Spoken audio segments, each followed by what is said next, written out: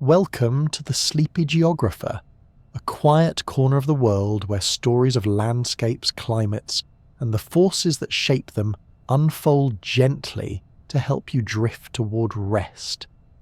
Tonight we'll be exploring the geography of fire, the way wild flames move across continents, how they sculpt the land, and the patterns that decide where they appear. Before we set off, I would love to know where in the world you are listening from. It is always fascinating to see this community stretch across so many different places. If you enjoy these calming journeys, a like and a subscribe would be greatly appreciated, and to those who are already subscribed, thank you sincerely for your company each time. I always hope these videos ease you towards sleep, though there is the small chance they may keep you awake because they are too interesting. If that happens, at least you will close your eyes later with a few new facts tucked away. So, let us begin. What does it really mean when the earth itself seems to burn? Fire has always been a paradoxical companion. It is one of the oldest forces humans have known, yet it is not a tangible substance like water or stone. It is a process, a dance of energy that flickers into life wherever heat, air and fuel align. While people often think of fire as an accident or a disaster, geography teaches a more complex story. Wildfires are not only possible, they are inevitable in many regions of the planet, and their patterns are as much a part of Earth's design as rainfall or mountain ranges. Understanding fire through geography means tracing its footprints across continents and asking why flames flourish in some regions but rarely appear in others.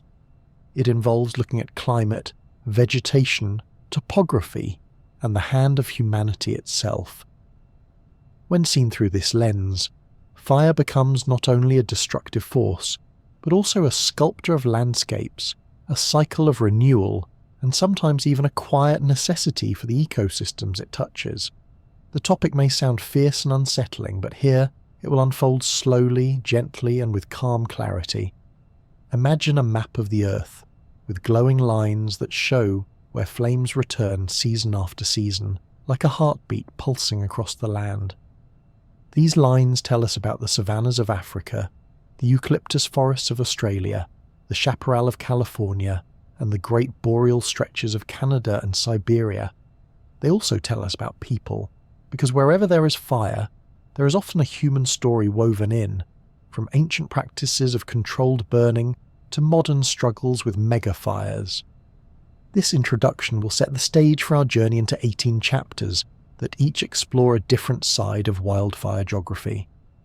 From the spark of ignition to the rebirth of forests, from mountain slopes to polar tundra, the story of fire is a reminder that even in destruction there is a strange kind of order. The geography of fire is not about chaos, but about patterns, cycles, and balance. So tonight let us walk slowly into this glowing subject, with the reassurance that we will view fire not as something to fear, but as something to understand. Each flame leaves a trace on the earth, and each trace tells a story. The question is, what can those fiery footprints reveal about the restless planet we call home? Fire is one of the oldest companions of Earth, and yet it is not a solid object you can hold in your hands, nor a liquid you can pour into a vessel. Unlike stone, water, or ice, fire is a process, an energetic reaction made visible, heat and light dancing in patterns that humans have watched with awe for countless generations.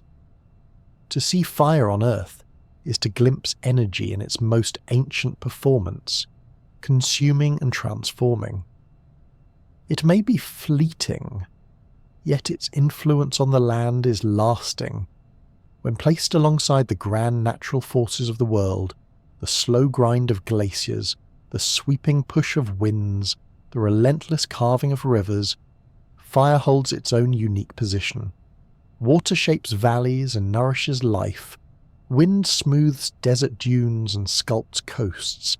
Ice scours mountains into jagged spires. Fire, by contrast, does not simply erode or deposit, it transforms. It takes the potential energy stored within wood, grass or peat, and releases it in a sudden, roaring release changing forests into ash, grasslands into smoke, and sometimes deserts into glassy fragments. In this way, it is as fundamental as any storm or tide, a natural actor in the ongoing reshaping of the planet. The science of fire begins with chemistry, but it does not remain confined there. A flame comes alive when fuel, oxygen and heat combine in the right balance. On Earth, plants and trees serve as the fuel, the atmosphere provides oxygen, and lightning or volcanic sparks deliver the heat. But the geographic story begins once the flames are alive, because fire does not burn evenly everywhere. It finds its paths along the landscapes, guided by slope, humidity, and wind. It may leap across valleys or creep steadily along the ground. Fire is a reaction, yes, but it is also a traveller, moving across Earth's surfaces with a kind of restless purpose. Long before humans understood molecules and oxygen, fire was already revered. Ancient people across continents saw flames as sacred, divine, or even mischievous. In Greek mythology, Prometheus defied the gods by giving fire to humans, a gift that transformed their existence. In the Zoroastrian faith of ancient Persia, fire symbolized purity and was kept burning eternally in temples. In Hindu traditions, Agni, the god of fire, served as a messenger between humans and the divine. Across the Pacific, Polynesian stories describe fire as a treasure hidden in the underworld, stolen and brought to the surface. The myths differ, but the reverence is the same. Fire was never just a physical process. It was a force that seemed alive, a phenomenon that danced unpredictably, dangerous yet essential. These ancient stories reveal how deeply fire is woven into the human imagination. Unlike water or stone, fire is fleeting, vanishing once its fuel is gone. Perhaps it was this impermanence that gave it such power in the human mind, a reminder of mortality, of moments that flare and fade. At the same time, fire offered warmth, protection, and the ability to transform raw food into something nourishing. It was both destroyer and nurturer, feared when it spread wildly, celebrated when controlled. Geographically, fire has been present almost as long as land plants themselves. Fossilized charcoal found in rocks hundreds of millions of years old shows that fire has been shaping Earth since at least the Devonian period, when forests first stretched across the continents. These ancient burns left their traces in stone, proof that even when dinosaurs had not yet appeared, wildfires were already part of the planetary rhythm. Over geological time, fire has influenced which plants thrive and which disappear, creating mosaics of habitats where species evolve to either resist flames or depend upon them. Placed within the larger catalogue of Earth's forces, fire offers something different from ice, water, or wind. Ice moves slowly, in centuries-long crawls, carving landscapes with patience. Water, whether in rivers or seas, moves steadily, flowing with gravity's guidance. Wind is restless but unseen, its sculpting hidden in the slow shaping of dunes and cliffs. Fire, however, is fast, dazzling and immediate. It does not whisper over centuries, it shouts in days or weeks. That urgency makes its effects dramatic. Where a glacier leaves behind valleys and polished rock, fire leaves behind ash and sprouting shoots, its scars visible almost instantly. Despite its destructive reputation, fire has always been a creative force as well. Ash enriches soils, clearing forests allows light to reach the ground, and certain seeds germinate only when exposed to heat. This duality has ensured fire's place as an ecological partner as much as a threat. For humans, the lesson was clear early on. Fire could be friend or foe, depending on how it was treated. Entire landscapes were burned intentionally by indigenous communities, not in fear, but in understanding. Fire could shape grasslands for grazing, clear forests for hunting, and maintain balance in ecosystems. Geography was not only marked by fire, it was managed by it. It is also striking to notice how fire appears visually in different settings. A wildfire in the boreal forests of Canada is a towering wall of orange, consuming pines and filling the sky with plumes of smoke that stretch for hundreds of kilometres. In the savannas of Africa, fires are lower, sweeping quickly across grasses, leaving blackened ground that bursts green again within weeks. In the Australian bush, the flames crackle through eucalyptus leaves, releasing oils that make the fires burn even hotter. Each landscape gives fire a distinct character, and in turn, fire leaves its own fingerprint on each landscape. For many cultures, fire has remained central to ceremony, comfort, and storytelling. To gather around a flame is to join an unbroken chain stretching back to the earliest humans. Even in today's electric world, people still light candles, build campfires, or sit by hearths, as if echoing an ancient instinct. Fire remains symbolic of life, hope, destruction, and rebirth. Perhaps this is why wildfires still hold such fascination. They remind us that fire is not only ours to command, but also nature's to unleash. In thinking of fire as an elemental force alongside wind, water, and ice, one sees the balance of Earth's power more clearly. Wind sculpts the dunes, water carves the valleys, ice shatters mountains, and fire renews the forests. Together, they are the planet's artists, working in different mediums and tempos, yet all essential to the grand picture. Fire's strokes may be bold and fast, but they are as necessary as the patient chiselling of glaciers or the endless trickle of rivers. And so, when watching a flame, whether it is the gentle flicker of a candle or the sweeping front of a wildfire, one is reminded that this phenomenon, seemingly fleeting, is as old as the forests and as fundamental as the tides. It is energy made visible, a reminder that Earth is never still, always in motion, always transforming. Fire, in its brilliance and its destruction, is not an intruder upon the planet's story. It is one of its oldest voices, speaking in crackles, heat, and light. Every great fire begins with something small, a single spark or a tiny flicker that grows into something vast. To understand wildfires, one must first look closely at this beginning, at the precise combination of factors that transforms a quiet landscape into a place alive with flame. Fire does not simply appear out of nothing. It is born when three essential elements meet: heat, fuel, and oxygen. Together, these create what is often called the fire triangle. Remove any one side and the fire cannot survive. Heat provides the initial push, the energy needed to raise plant matter to the point where it ignites. Fuel is the vegetation itself, from dry grasses and pine needles to peat and whole forests. Oxygen, of course, is drawn from the atmosphere, feeding the reaction and allowing flames to keep burning. It sounds almost simple, like a recipe. Yet in nature, the conditions required for this recipe to succeed can be surprisingly rare and precise, which is why most days do not end in smoke and fire. But when the balance is just right, and a spark lands in the right place, the transformation is sudden. The most dramatic natural source of ignition is lightning. A single bolt carries millions of volts, heating the air around it to temperatures hotter than the surface of the sun. When such power meets a dry tree or grassland, fire can leap instantly to life. Not every strike results in flames. In fact, many bolts hit ground too wet or plants too green to burn, but enough of them succeed that lightning is considered the most common natural spark for wildfires.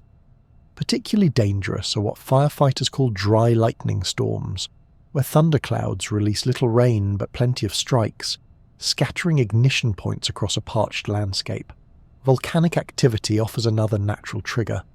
When lava pours across a forested slope or a shower of hot ash falls on grasses, fire spreads swiftly. Though less common on a global scale than lightning, volcanic sparks have been part of wildfire history for as long as Earth has hosted both plants and eruptions. Imagine the slopes of Mount Etna in Sicily or Kilauea in Hawaii, where glowing rivers of lava have ignited forests for centuries. These blazes, though devastating locally, are reminders that fire is part of Earth's restless geology, as much as its climate. There are other natural culprits too. In certain regions, rockfalls or landslides can cause sparks that catch dry vegetation. Rarely, spontaneous combustion occurs in piles of organic matter such as peat or hay, where heat builds inside until ignition happens without an external flame. These cases are unusual, but they highlight how fire lurks within natural systems, waiting for the right alignment of conditions. Yet, as powerful as lightning and volcanoes are, humans have become the leading source of wildfire ignitions. The reasons are varied, ranging from the careless to the deliberate. A single abandoned campfire, a cigarette tossed aside, a spark from machinery, or power lines arcing in strong winds. Each has the potential to unleash a blaze. In agricultural landscapes, fires are often set intentionally to clear land, a practice seen across South America, Africa, and parts of Asia. While some of these burns are controlled, others slip beyond their intended boundaries, spreading into forests and grasslands. Arson, though grim, is another contributor, with individuals setting fires intentionally for reasons ranging from malice to misguided thrill. Even when unintentional, the scale of human involvement in wildfires is striking. In many countries, more than 4 out of every 5 ignitions can be traced back to human activity. This does not always mean the fires themselves are worse. After all, once started, flames follow the geography and weather. But it does mean that sparks are now far more frequent than they would be in a purely natural world. What makes these sparks so dangerous is not only their source, but the state of the landscape when they fall. For a flame to grow, the fuel must be dry enough to ignite. This is why summer droughts, withered grasses, and desiccated forests create such risk. Moist vegetation resists burning. Green leaves contain water that must first be boiled away before fire can take hold. But when the land has gone weeks without rain, or when high winds have already sucked the moisture from plants, the smallest ember can become a blaze. Wind itself plays a curious role in this process. While not an ignition source, wind is the great encourager, fanning sparks into flame and sending embers tumbling into new places. A gust can turn a small patch fire into a racing front within minutes, carrying glowing fragments far ahead of the main blaze. Firefighters sometimes describe this as spotting, where new fires leapfrog across the landscape faster than the eye can track. Topography, too, influences the start of wildfires. Fires burn uphill more quickly than downhill as flames preheat the slope above them. A spark on the lower part of a canyon may seem small at first, but can explode upward with frightening speed. This means that in certain geographic settings, a tiny ember in the wrong place can become catastrophic, simply because of the lay of the land. Seen together, the ingredients of wildfire show both fragility and inevitability. The chance alignment of heat, oxygen, and fuel might not occur every day, but given enough time, it is bound to happen. A lightning storm will pass, a volcano will erupt, a careless hand will drop a match, and eventually the elements will align. This inevitability is what makes fire such a permanent feature of Earth's geography. It is not an accident of human civilization alone. It is part of the planet's design, written into its chemistry and climate. There is also a fascinating irony in how humans, who once so carefully nurtured fire for survival, now struggle to live alongside the blazes that escape control. Early societies viewed sparks as gifts from the gods or as sacred tools to be guarded. Today, millions of dollars are spent every year battling the very same flames. Yet the underlying conditions remain unchanged. It still takes heat, fuel, and oxygen. The triangle is eternal, no matter how advanced technology becomes. One might think of the spark as nature's reminder of balance. A bolt of lightning striking a dry forest is not malicious. It is simply energy meeting matter. A volcano spilling ash into a valley is not cruel. It is geology in motion. Even a person who unintentionally leaves a fire smouldering by a campsite is acting within the same physical rules. Sparks do not discriminate. They simply ignite when the world is ready for them. In this way, wildfires begin humbly, from small moments almost invisible to the eye. A flash in the clouds, a crack of stone, the drop of a cigarette, the arc of an electrical line. These are the beginnings of the roaring seas of flame that sometimes follow. To study them is to understand how thin the line is between stillness and combustion. The earth holds its fire quietly until a spark, however tiny, tips the balance. Then the world burns, not out of malice, but out of the timeless chemistry of life, energy, and air. Not every landscape greets fire in the same way.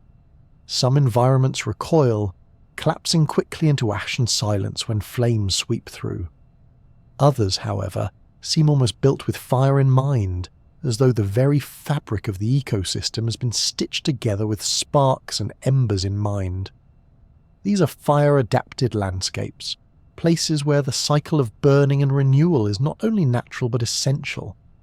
Consider the savanna, those vast golden grasslands stretching across Africa, South America, India, and parts of Australia. Here, fire is as common as rain or wind. Every dry season, flames race across the plains, consuming tall grasses in a matter of hours. To an untrained eye, this may look like devastation. Yet the savanna is not destroyed. It is refreshed.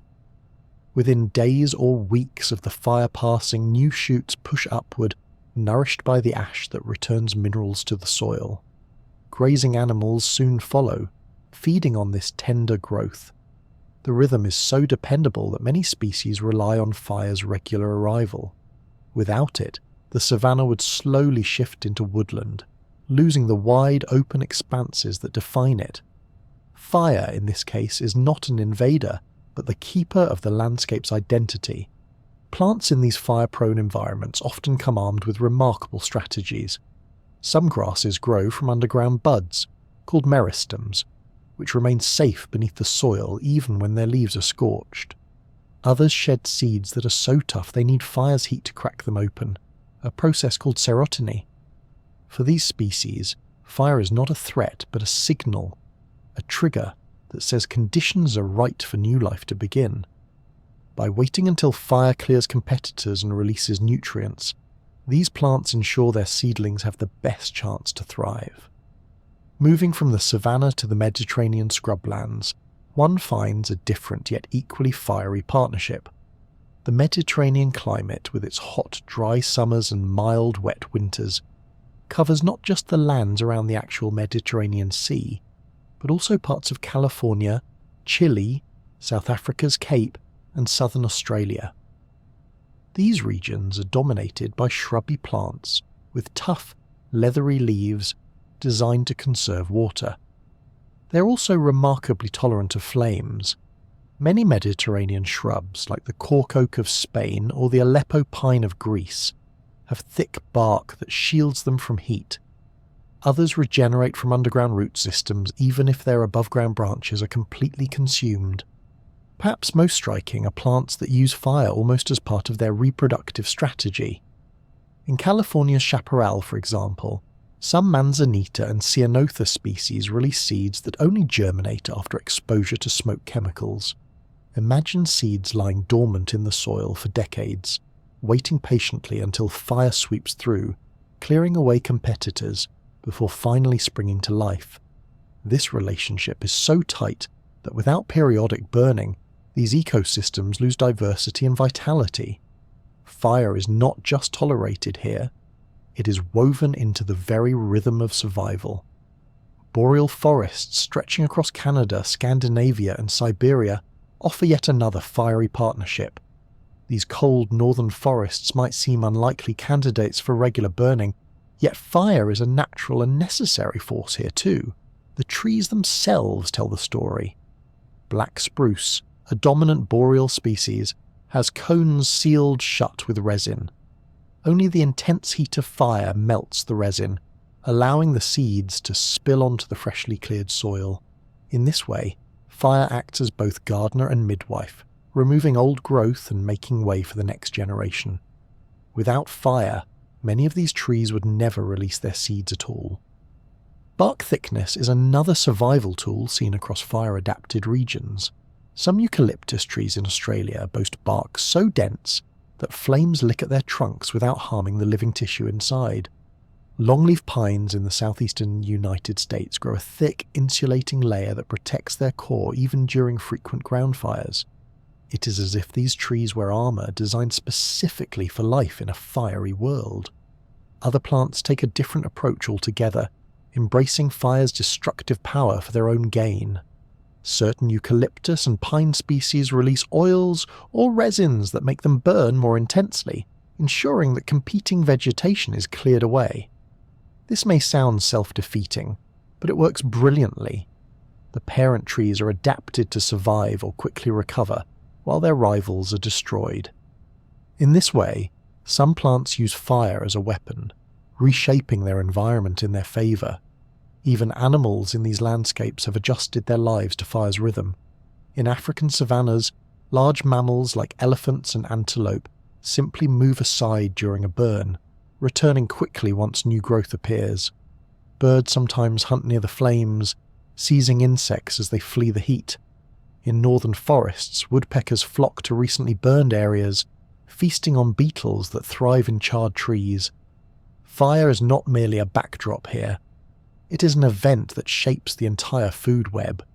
The idea of landscapes built for burning may feel counterintuitive, especially to people who live in regions where fire is rare and feared. But to ecologists, it makes perfect sense.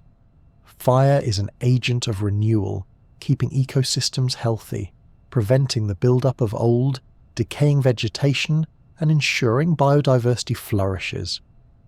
Remove fire from these places, and the result is not peace but imbalance. The savanna becomes choked with shrubs, the chaparral grows thick and suffocating, the boreal forest loses its ability to regenerate. Fire is not a disaster in these systems, it is a cycle as natural as the return of the rains or the migration of animals. It is worth pausing to appreciate how inventive life has been in adapting to this force. Plants that need heat to release seeds, trees wearing bark like armor, grasses that rise again almost instantly after being burned to stubble. Each is a reminder of evolution's creativity. Over millions of years, fire has not been excluded from nature's grand workshop, but welcomed as one of its master tools. These fire-adapted landscapes also hold lessons for humans. They show that fire, while destructive in one context, can be harmonious in another. They remind us that flames are not always the end of a story, but often the beginning of one. Where a forest falls silent after a blaze, new seedlings push through. Where grasses turn to ash, green shoots soon appear.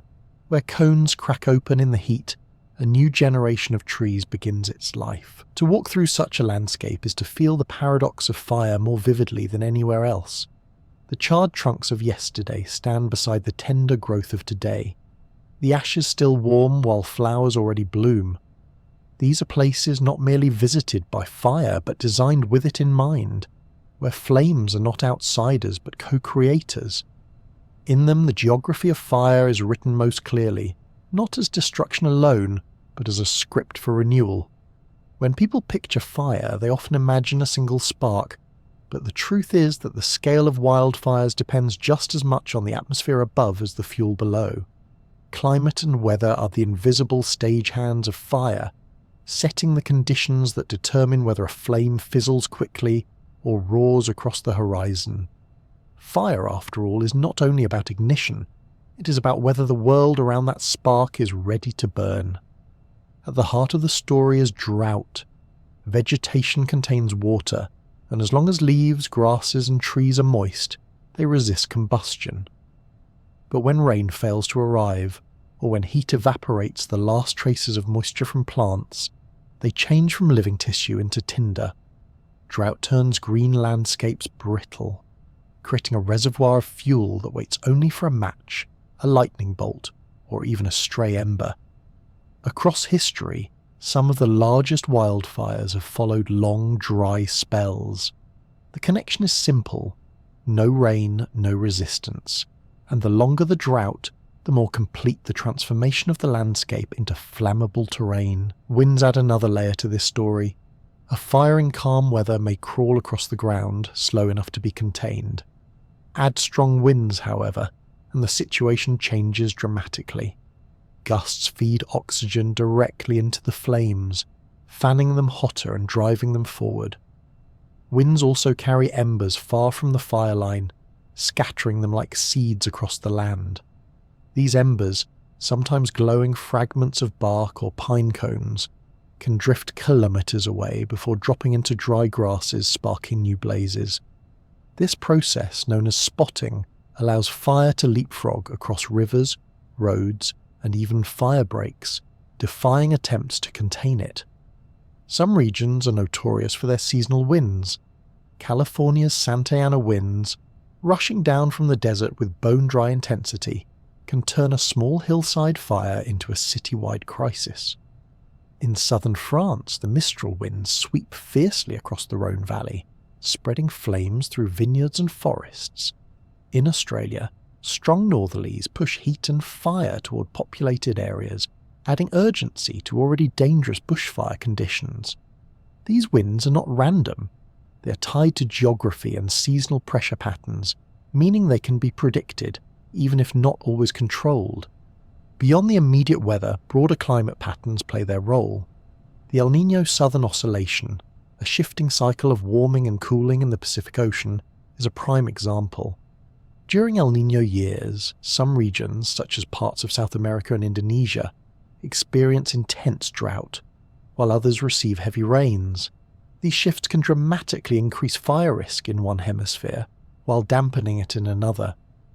The devastating Indonesian fires of the late 1990s, which blanketed Southeast Asia in smoke, were fueled in part by an El Niño event that dried forests and peatlands to the point of near combustion.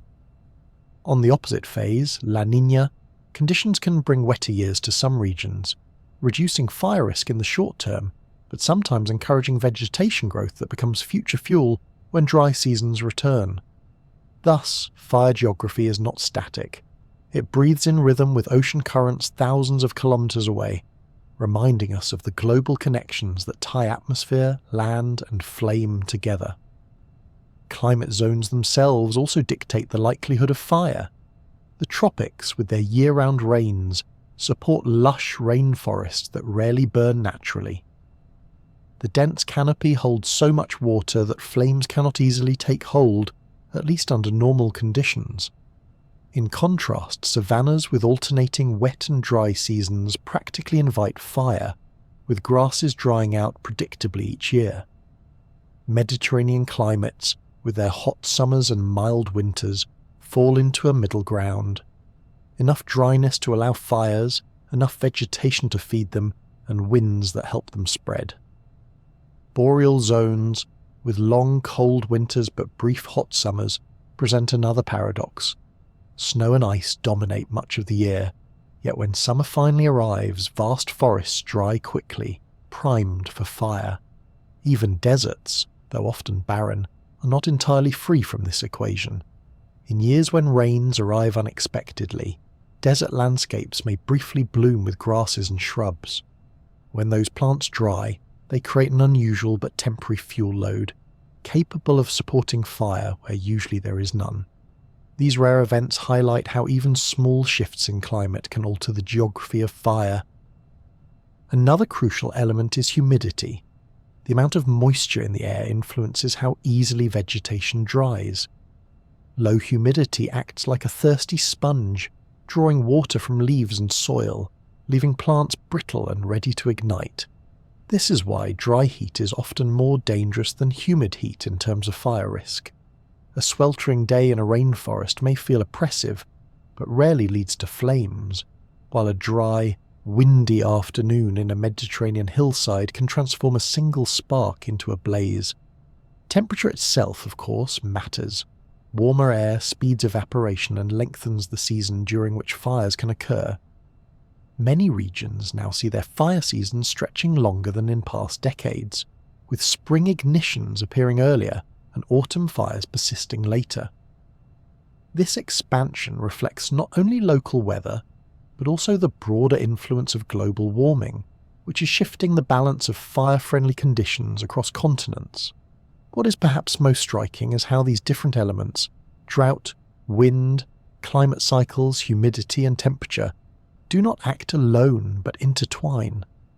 A long drought creates abundant dry fuel. Strong winds arrive, scattering sparks across the land. Low humidity ensures plants cannot resist ignition. A seasonal weather pattern amplifies it all, and suddenly a landscape that might otherwise have been quiet becomes a cauldron of fire. Geography sets the stage, but climate and weather conduct the performance. In a sense, fire could be seen as an expression of atmosphere meeting Earth. Where the sky brings heat, dryness and wind, the ground responds with flames.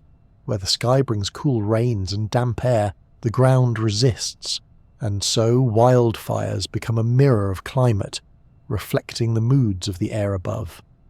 When viewed this way, fire is not just a local event but part of a grander atmospheric system. A blaze in the Australian bush may be connected to winds shaped by deserts thousands of kilometres away. Smoke from Siberian fires can drift across the Arctic Ocean, altering cloud formation. Ash from Amazonian flames can fertilise soils in the distant Atlantic. Each fire is both immediate and global, both a spark in a dry patch of grass and a participant in Earth's vast climate orchestra. To study the role of climate and weather in fire is to be reminded of fragility. A few weeks without rain, a shift in winds, a phase of the Pacific Ocean warming. These are enough to tip balance into flame. Yet it also inspires respect, for these patterns are ancient, predating human memory. Long before cities, before maps, even before humans, droughts and winds were already shaping when and where the land burned. Fire has always been, in part, written in the sky. To understand fire's place on Earth, it helps to take a quiet journey across the continents, watching how flames behave in very different corners of the world. Each region has its own rhythm, its own relationship with burning, shaped by climate, vegetation, and the patterns of human life. Fire is global, but it never looks exactly the same from one place to the next. In Africa, the savanna burns like a seasonal heartbeat. As the dry season settles in, tall grasses yellow and crackle underfoot, waiting for the spark that will inevitably arrive. Lightning storms sweep across the skies, or people set small blazes deliberately to clear fields. Once lit, the fires race with astonishing speed, stretching across kilometres in a matter of hours. To someone unfamiliar, the sight can seem catastrophic, yet for Africa's ecosystems, this burning is routine. Wildebeest and antelope wait at the edges, ready to graze on the tender green shoots that emerge almost immediately afterward. The ash enriches the soil, insects thrive in the cleared spaces, and the cycle begins anew. Africa, more than any other continent, lives with fire as a constant companion, so much so that scientists sometimes call it the fire continent. From there the path leads to Australia, a land whose very plants seem designed with fire in mind. Eucalyptus trees, rich in volatile oils, burn with fierce intensity, their branches snapping in the heat, sending sparks skyward. Some species even rely on flames to crack open their seed capsules, ensuring that the next generation grows only after fire has cleared the land. Aboriginal Australians long understood this rhythm, practicing fire stick farming, deliberate low-intensity burns that maintained open landscapes and encouraged biodiversity. In modern times, however, the fires have grown in scale. Extended droughts, hotter summers, and increased development along bushland edges mean that when bushfires erupt, they often become immense. The Black Summer of 2019 to 2020 saw flames sweeping across vast stretches of New South Wales and Victoria, leaving behind both ecological devastation and stories of renewal. Australia shows how fire can be both a natural sculptor and a profound challenge. North America, with its varied geography, offers a wide palette of fire behaviours. In California's chaparral, dense shrubs ignite quickly, flames roaring up canyons with the help of Santa Ana winds. In the great forests of the Rockies and Pacific Northwest, fire creeps along the understory, smouldering in pine needles before flaring into crowns. Yellowstone National Park is famous for its fire ecology. The Great Burns of 1988, which seemed catastrophic at the time, led to a burst of regeneration as lodgepole pines and wildflowers flourished in the aftermath. Farther north, Canada's boreal forests burn regularly, sending plumes of smoke that can drift across entire provinces. Here, fire is not an occasional visitor but an integral part of forest renewal, releasing seeds sealed by resin and recycling nutrients. The continent's story is one of contrast. Fire as destroyer of towns perched at the wildland's edge, but also as caretaker of ecosystems that depend on its return. Turning southward, South America reveals another dimension. The Cerrado of Brazil, a vast tropical savanna, thrives under periodic burning. Many of its plants are adapted to fire, with thick bark or underground storage organs that allow them to rebound quickly. Without flames, woody plants would invade, and the open character of the Cerrado would vanish. Yet, just next door lies the Amazon rainforest, a place almost entirely unsuited to burning. Its trees are too wet, its soils too fragile, and its biodiversity too rich to withstand flames. Fire is not native here in any regular sense. When the rainforest burns, it is nearly always the result of human activity, often from land clearing for agriculture. Unlike the resilient Cerrado, the Amazon struggles to recover, and repeated fires can transform rainforest into degraded grassland. This stark contrast, savanna built for fire and rainforest undone by it, shows just how diverse South America's relationship with fire truly is. Europe's Mediterranean basin tells yet another tale. Summers in Spain, Italy and Greece are hot and dry, leaving pine forests and scrublands brittle and ready to burn. Fires here are often shaped by human presence. Centuries of farming, grazing and settlement have created a patchwork landscape where flames spread readily. Cork oaks, with their thick insulating bark, survive many burns, while shrubs like rosemary and sage sprout anew from their roots. Fires in the Mediterranean are not new. They have been part of the ecological pattern for millennia, but their frequency has increased in modern decades as rural areas depopulate and vegetation grows unchecked. When combined with intense summer heat waves, the result is fire seasons that challenge entire regions. And yet, even as hillsides blacken, wildflowers soon return, painting the scarred slopes with bursts of colour. Asia's fire story stretches across immense distances, from tropical forests in the south to frozen boreal zones in the north. In Siberia, fires sweep across taiga forests each summer, vast blazes that release smoke drifting thousands of kilometres. These boreal fires are essential for trees like larch and pine, which regenerate best after the old canopy has been cleared away. The peat soils beneath, however, can smoulder underground for months, re-emerging in spring to continue burning. In Southeast Asia, fire often takes a different form, linked to the draining of peatlands for agriculture. Once dried, these soils become highly flammable, and when ignited they release immense clouds of smoke, sometimes blanketing whole nations. While not as natural a rhythm as in the north, these fires highlight how human activity interacts with the natural tendency of landscapes to burn. What unites these continents is not sameness, but variation.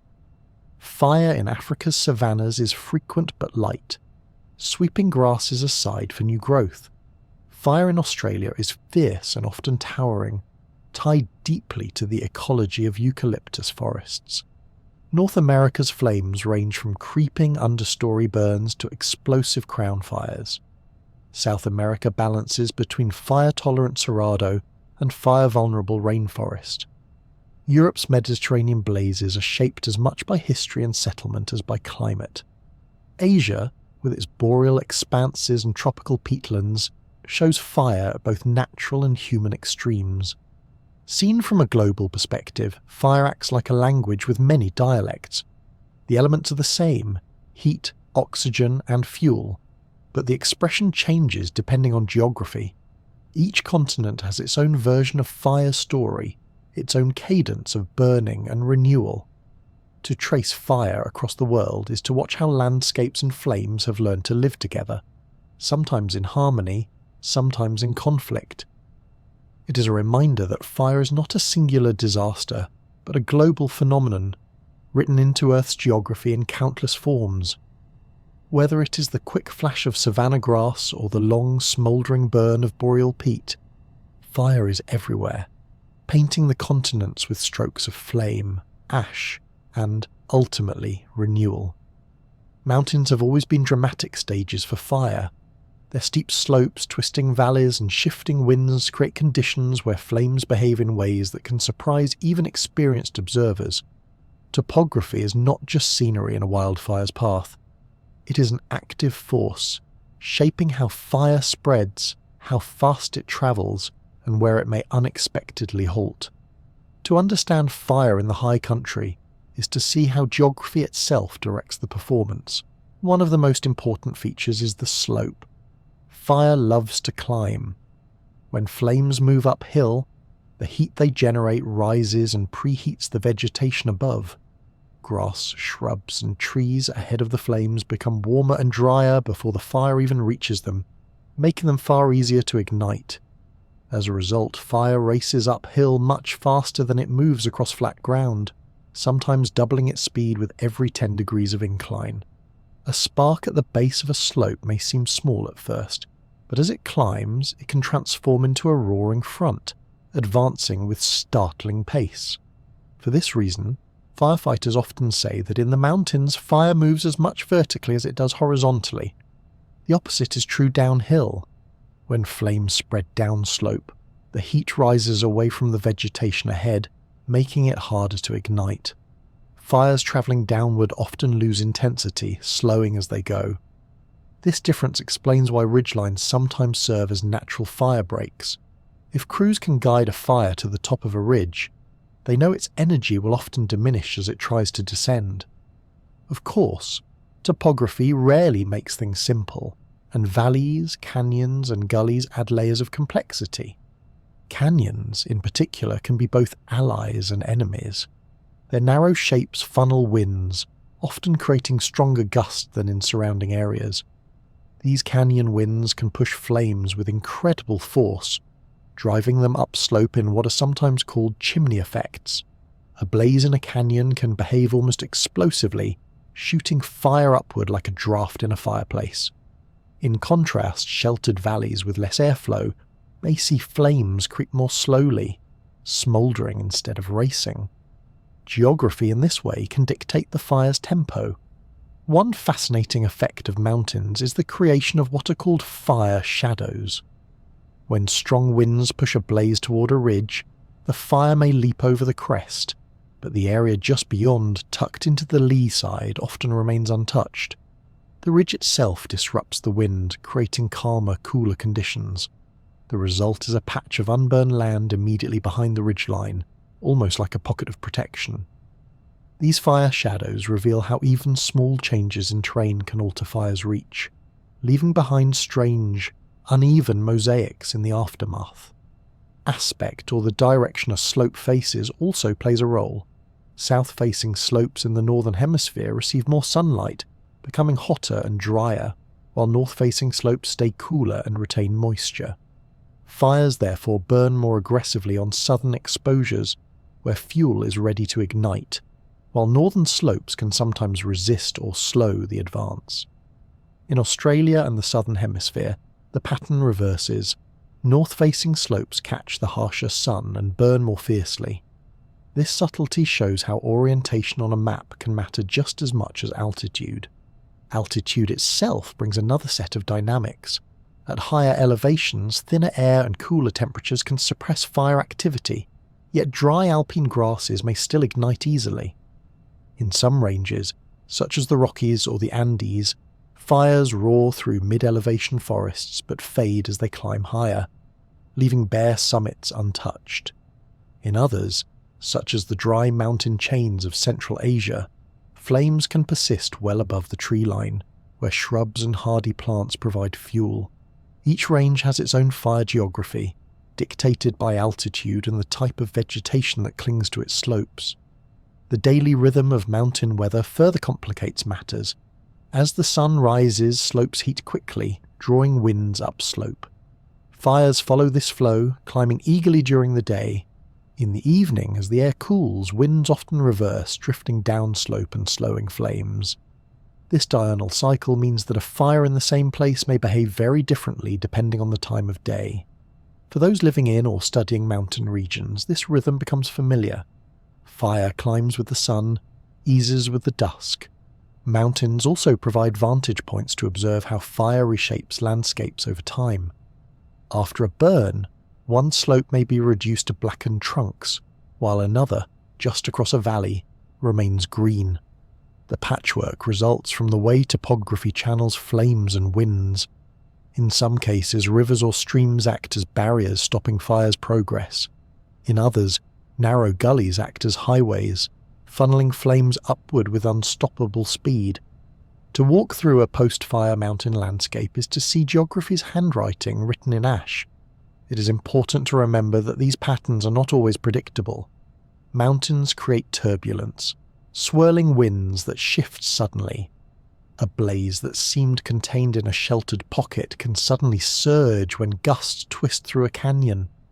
Fire in mountainous terrain has a reputation for being erratic, precisely because topography and weather are constantly interacting in complex ways. Yet for all its unpredictability, the relationship between mountains and fire is also deeply natural. Many alpine and subalpine ecosystems rely on periodic burns to maintain health. Pine species with serotinous cones, thick-barked firs, and fire-following wildflowers thrive in these environments, adapted to the very challenges that mountains impose. The steep terrain may amplify fire's ferocity, but it also ensures that fire's role in renewal is woven into the fabric of highland life.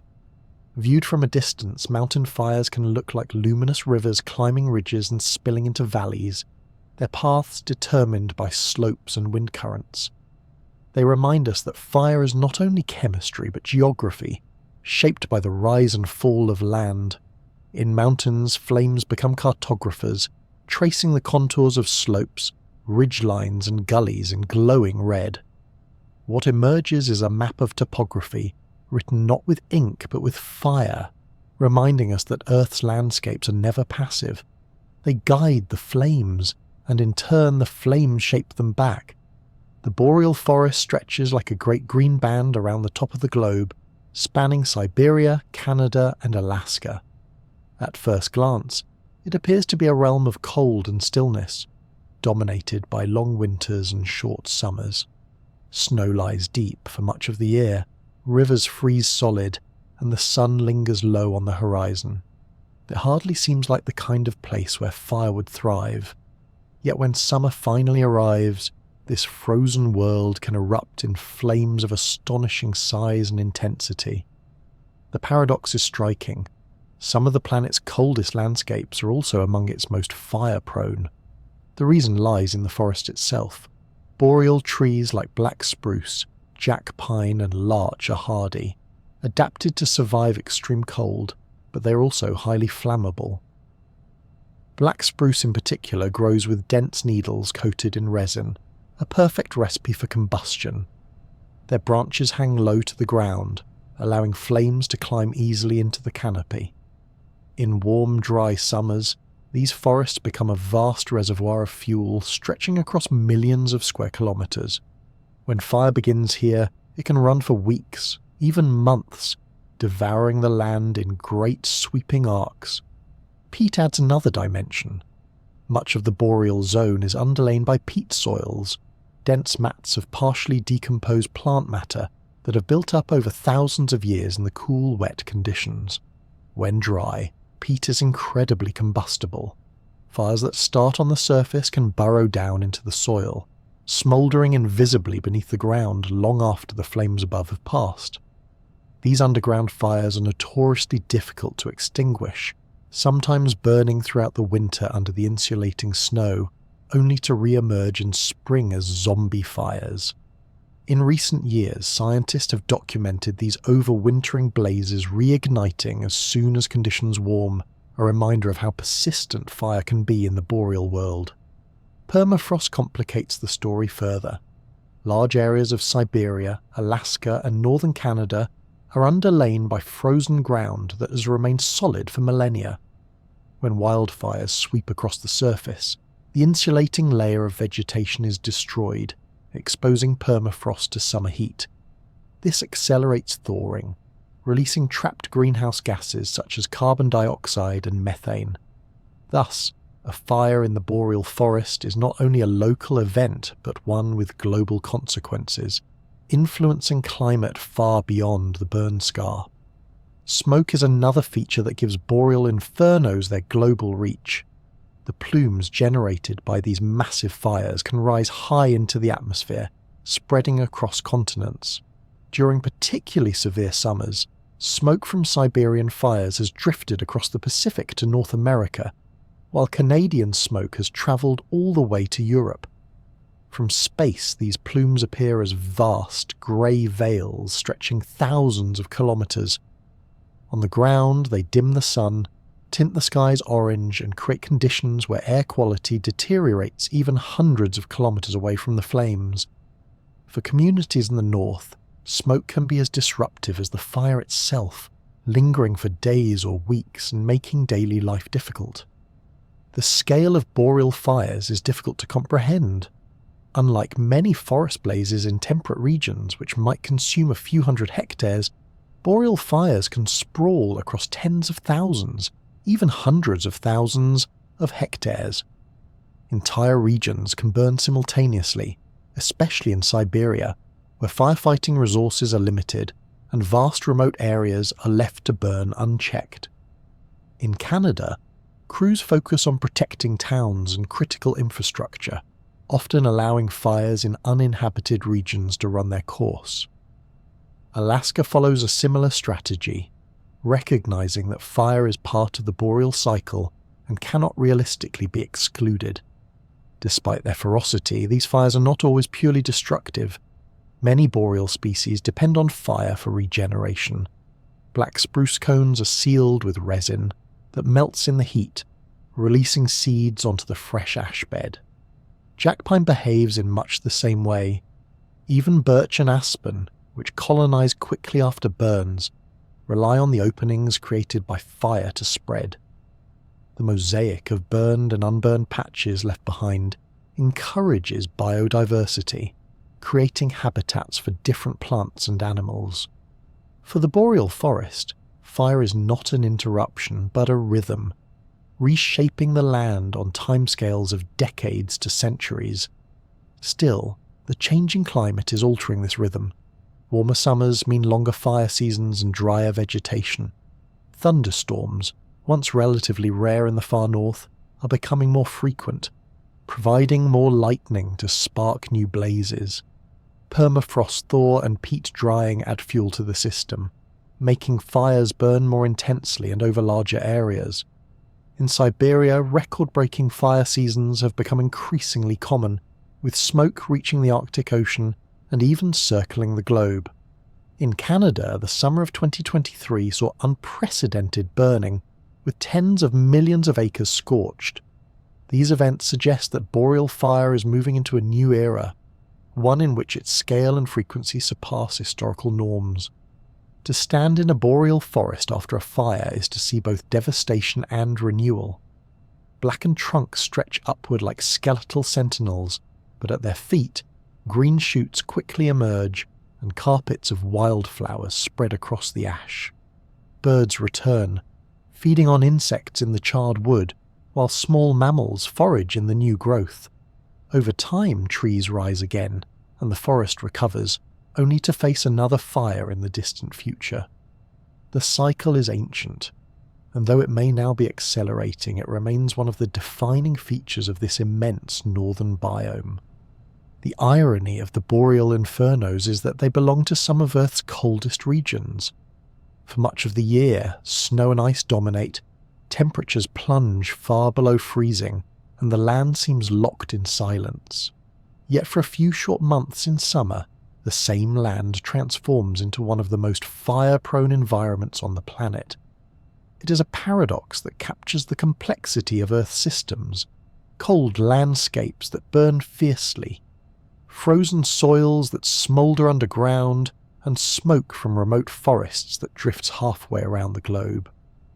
Fire in the boreal world is a reminder that nothing on Earth is immune to change. Even in the far north, where winters seem endless and the ground itself is frozen, flames find a way to thrive. They reshape forests, influence climate, and send their signals skyward in great plumes. To watch the boreal burn is to witness a force that is both ancient and urgent, a fiery heartbeat pulsing within the coldest edges of our planet. Each summer, as the Mediterranean sun beats down on hillsides and valleys from Spain to Greece, the landscape shifts into a tinderbox.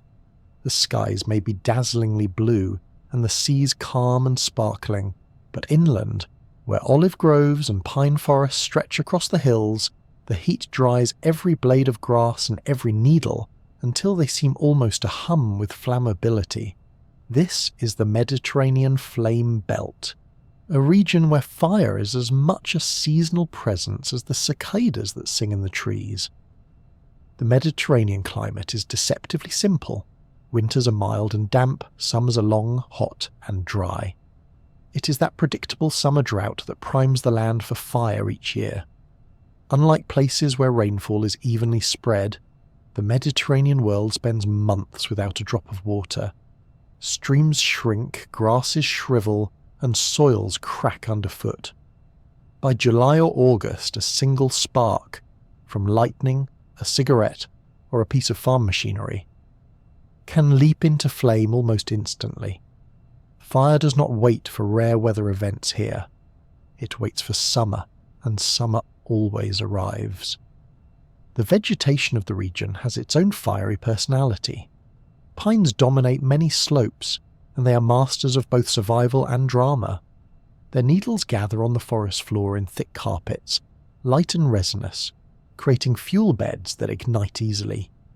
Some pine species even open their cones after fire, ensuring that regeneration follows destruction. Shrubs like rosemary, lavender, and sage release aromatic oils that perfume the air but also burn fiercely when flames sweep through. Even the olive tree, so central to Mediterranean culture and cuisine, has its complicated relationship with fire. While its thick trunks may resist some heat, groves are not immune. Flames can char bark and damage roots, yet olives often resprout, their resilience adding to the sense that this is a landscape accustomed to burning. Human history in the Mediterranean is inseparable from fire. For thousands of years, people have shaped the land with deliberate burns. Shepherds cleared pastures, farmers rejuvenated fields, and villagers reduced undergrowth near settlements, using flames as a tool as much as a threat. Ancient Greek writers described fires on Mount Olympus, while Roman poets spoke of fields renewed by burning. Fire was part of the agricultural rhythm, no more shocking than ploughing or harvest. Yet, as populations grew and urban areas expanded into hillsides, the balance between controlled burning and destructive wildfire became more delicate. Topography adds to the challenge. The Mediterranean is famously hilly, with ridges, valleys, and narrow canyons that funnel winds. Fires climb steep slopes rapidly, feeding on the dry brush, while local winds such as the Mistral in southern France or the Meltemi in Greece drive flames unpredictably. The result is a geography that encourages sudden shifts. A blaze that seems contained in a valley may roar up a slope in minutes, catching entire hillsides alight. The patchwork of cultivated land, abandoned terraces, and scrubby forest adds to the complexity, providing a mosaic of fuels that can carry fire across long distances. One striking feature of Mediterranean fires is their frequency. Unlike in some ecosystems where centuries might pass between major burns, here fire returns again and again, almost every summer. This regularity has created landscapes that not only tolerate fire but depend on it. Without burning, many scrublands become overgrown, losing biodiversity. Some plants rely on fire to stimulate germination, while others resprout vigorously from roots after their tops have burned away. The resilience of this vegetation is remarkable, with hills blackened one year often glowing green again the next. Despite this natural resilience, the Mediterranean flame belt is also a zone of increasing human vulnerability. Expanding towns, holiday resorts, and infrastructure now sit at the edge of fire-prone hills. Rural depopulation has left many terraces and fields untended, turning once cultivated land into thickets of brush ready to burn. Fires that were once small and quickly controlled can now become massive, threatening lives and property. Summer after summer, images of flames approaching villages in Greece or sweeping across Spanish hillsides remind the world that this is not just an ecological process, but a human challenge. Still, to see the Mediterranean only in terms of disaster would be to miss its deeper story. Fire has shaped its culture as much as its ecology. In the shade of olive groves, people still gather for festivals, meals, and stories, even after nearby hillsides have burned. Forests regenerate, wildflowers return, and birds repopulate charred slopes. The landscape carries the memory of fire, but it also carries the ability to rebound. This duality has given Mediterranean societies a pragmatic, almost philosophical relationship with flames. Fire is feared, certainly, but it is also accepted as part of the natural order. Geographers often point out that the Mediterranean is one of only a handful of regions worldwide with this particular climate, the others being parts of California, Chile, South Africa, and southern Australia.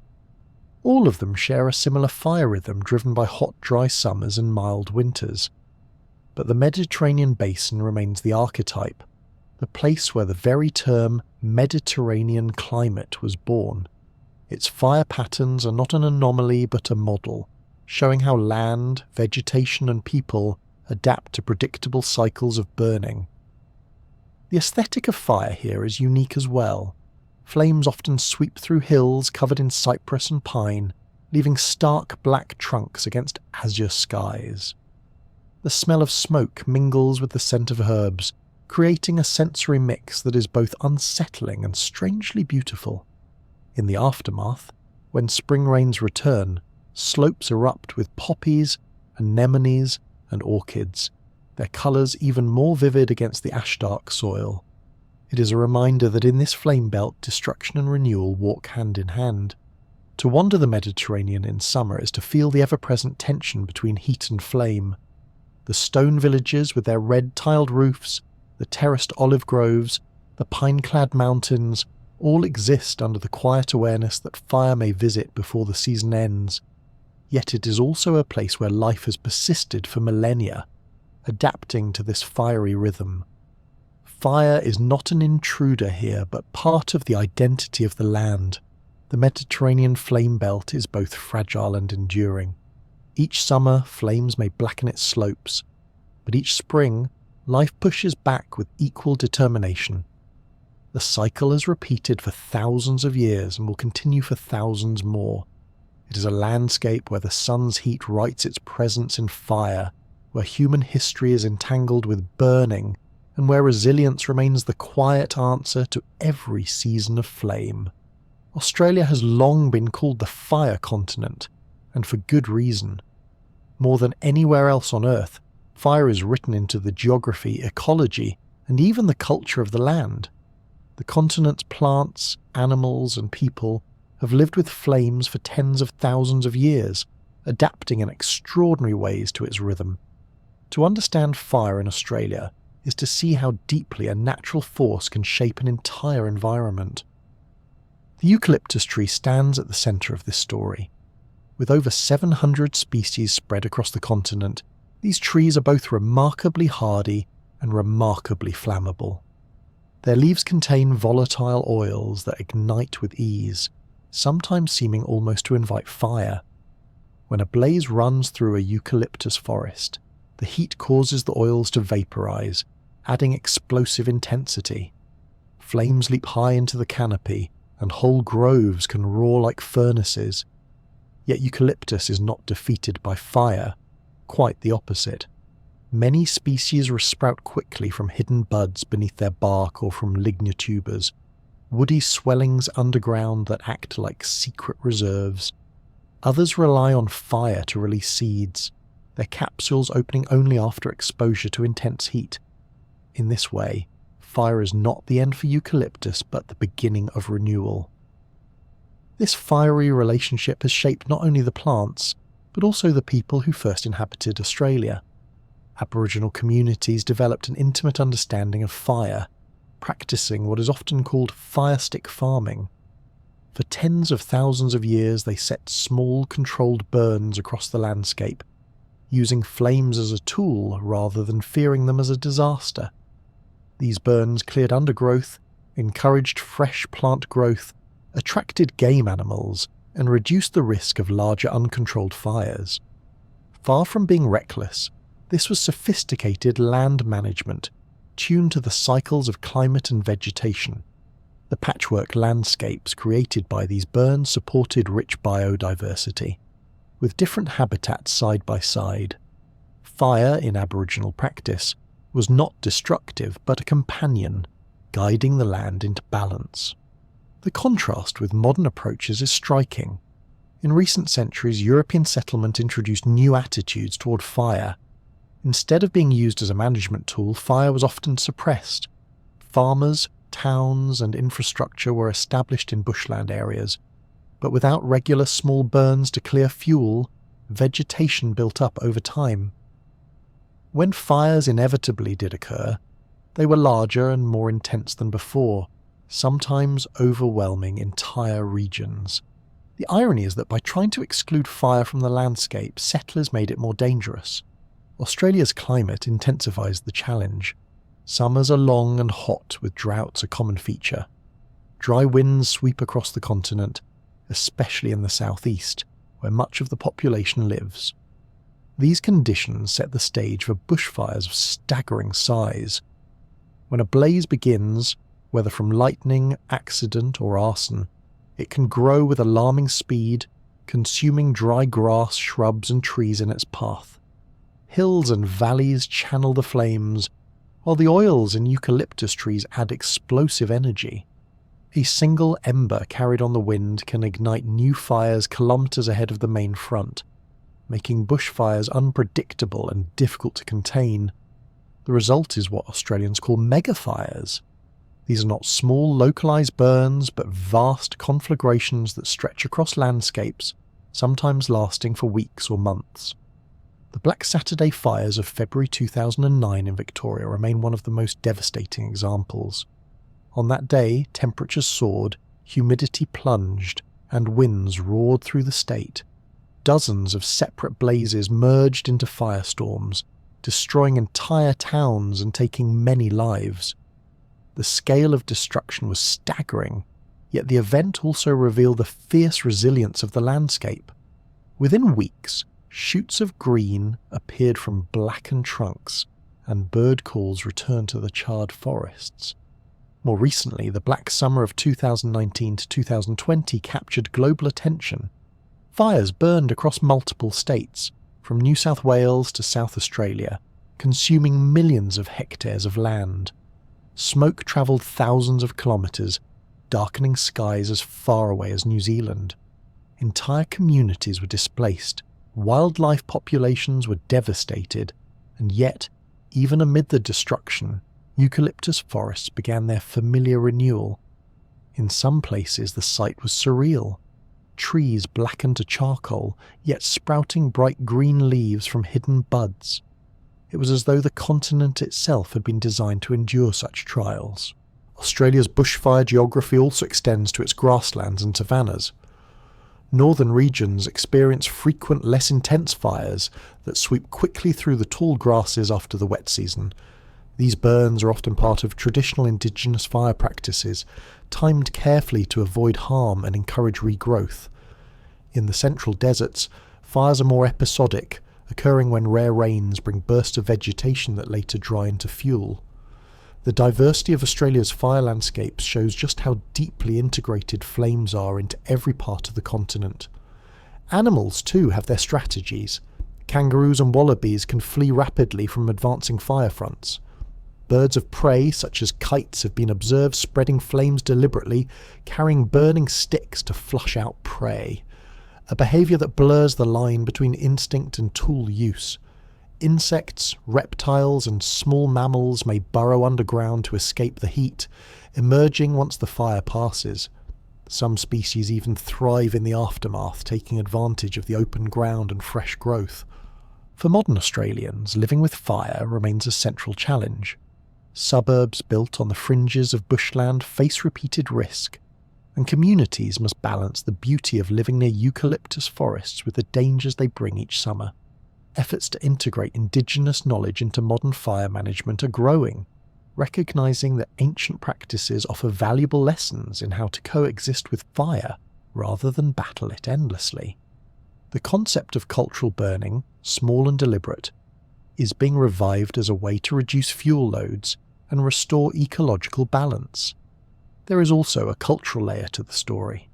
Fire is deeply embedded in Australia's identity, both feared and embraced. It appears in literature, in art, and in the collective memory of communities that have endured summers of smoke and flame. The resilience of the land itself becomes part of the national narrative, the way forests regrow, animals return, and life continues despite the scale of the burns. Fire is not merely a hazard here, it is a force that defines what it means to live on this continent. In the end, Australia's bushfire geography is one of contrasts. It is a land where plants almost seem to conspire with flames, where people once used fire as a gentle tool, and where modern megafires now challenge entire regions. It is a continent where burning is both ordinary and extraordinary, feared and expected, destructive and renewing. Above all, it is a reminder that fire is not something outside Australia's story. It is the story itself, written into every eucalyptus grove, every rolling plain, and every community that learns, again and again, to live with the flame. North America is a continent of immense variety, and nowhere is that more evident than in the way fire shapes its landscapes. From the sun-baked hills of California's chaparral to the endless expanse of Canada's boreal forests, flames appear in forms as diverse as the terrain itself. In some regions, fire is a fast-moving visitor that sweeps through with startling intensity. In others, it is a slow but inevitable force, smouldering for weeks in the background. Together, these places form what might be called the Firelands of North America, a geography of sparks and renewal that is both timeless and increasingly complex.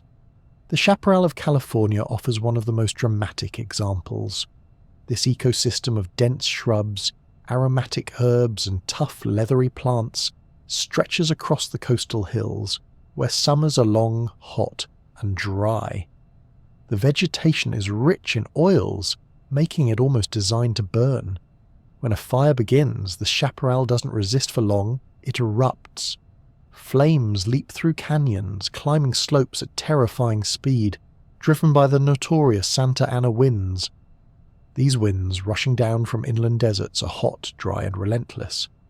Under their influence, a small spark can transform into a wall of fire within hours, threatening towns and cities built into the foothills. The relationship between humans and chaparral fire is especially tense. For millennia, Indigenous peoples of the region used careful burns to manage the land, keeping fuel levels in check. But modern settlement has altered this balance. Homes, roads, and infrastructure now spread across the wildland-urban interface, where human development meets flammable terrain. Fires that once burned freely are now seen as disasters, and suppression has allowed vegetation to accumulate. The result is a paradox. By trying to exclude fire, the risk of catastrophic blazes has grown. California now faces a fire season that feels more like a fire year, with blazes arriving earlier, lasting longer, and burning hotter than ever before. Farther north, the story shifts to Yellowstone National Park, where fire plays a slower but equally vital role. Yellowstone sits atop a volcanic plateau, home to forests of lodgepole pine that are uniquely adapted to flames. These pines bear cones sealed shut with resin, cones that may remain closed for decades until fire's heat melts them, releasing seeds onto the freshly cleared soil.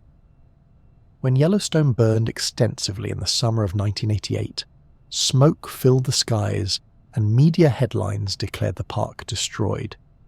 But ecologists knew better. The fires opened a new chapter rather than closing one. In the years that followed, seedlings sprouted across the charred ground, wildflowers blanketed slopes, and wildlife returned to a refreshed mosaic of habitats. What looked like devastation was, in truth, renewal. Yellowstone's fires illustrate a broader truth about the American West. These forests, whether of pine, fir, or spruce, are not passive victims but active participants in a cycle of burning and rebirth. Excluding fire from these systems disrupts the very processes that keep them healthy. For decades, fire suppression policies sought to extinguish every blaze, but over time, this led to an unnatural buildup of fuel. When fires inevitably broke out, they burned far more fiercely than before. Modern management has begun to accept the role of natural fire, allowing some blazes to run their course under careful watch. It is a recognition that in landscapes like Yellowstone, flames are part of the design. If California's chaparral is a place of sudden intensity, and Yellowstone a place of ecological patience, Canada's boreal forests represent vastness. Stretching across thousands of kilometres, these forests of spruce, pine, birch and aspen are among the most fire-prone on the continent. Here, fire is not an occasional event but a recurring presence. Each summer, lightning ignites blazes that can burn for weeks, spreading smoke across provinces and sometimes drifting into the United States. These fires are immense, often measured in hundreds of thousands of hectares. Some years, multiple provinces burn at once, producing smoke plumes so large they are visible from space. The ecology of the boreal forest is tightly linked to fire. Black spruce cones, like those of lodgepole pine in Yellowstone, open only with heat. Aspen and birch colonize burned areas rapidly, creating diverse young forests. Even the patchwork of burned and unburned land is valuable, supporting different species and habitats. Fire is, in a sense, the heartbeat of the boreal zone, setting the tempo of regeneration across centuries. But as in other regions, climate change is shifting the rhythm. Warmer summers and drier conditions have extended fire seasons, producing unprecedented years such as 2023, when Canada experienced its worst fire season on record.